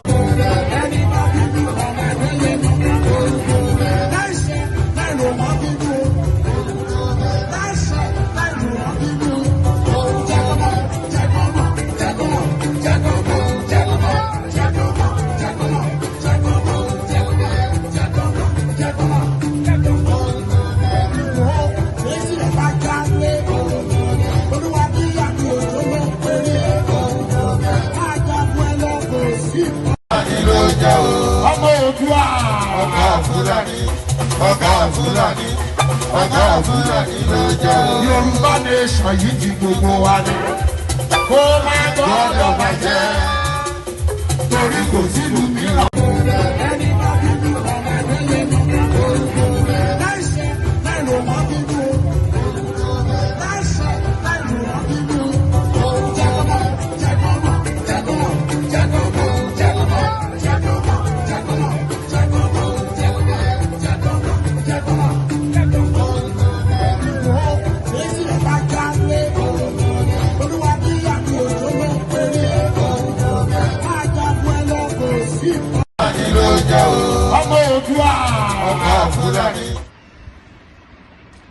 Life is so funny. You come with nothing, then fight for everything, and later leave everything and go back with empty hand. God is powerful. Thank you so much, Egomi Alaba Richard, New Era Ido. Thank you so much. This was the tweet today from IGBOHO. Nnamdi Kanu and Simon Ekpa will just be laughing at us. It is obvious now that the boats were both right. Nigeria is nothing but a zoo. Thank you so much, Linda Best and the Wasiu Eyintidero Kobamidele, and the rest of you. Mitik everybody, Yawamudupe, Yabo, and the rest. And Timbaki, Emma Shebinu. Mommy Dupe Agwola, thank you so much. ẹ̀gbọ́n mi Fatai Ọlọ́run tó tó bẹ́ẹ̀ ni Ọlọ́run tó tó ànírídìí bẹ́ẹ̀ lọ ó di ọ̀la. I will be out tomorrow. Ó lè jẹ́ late but we'll be out or maybe first thing early in the morning, we'll see. Bye for now.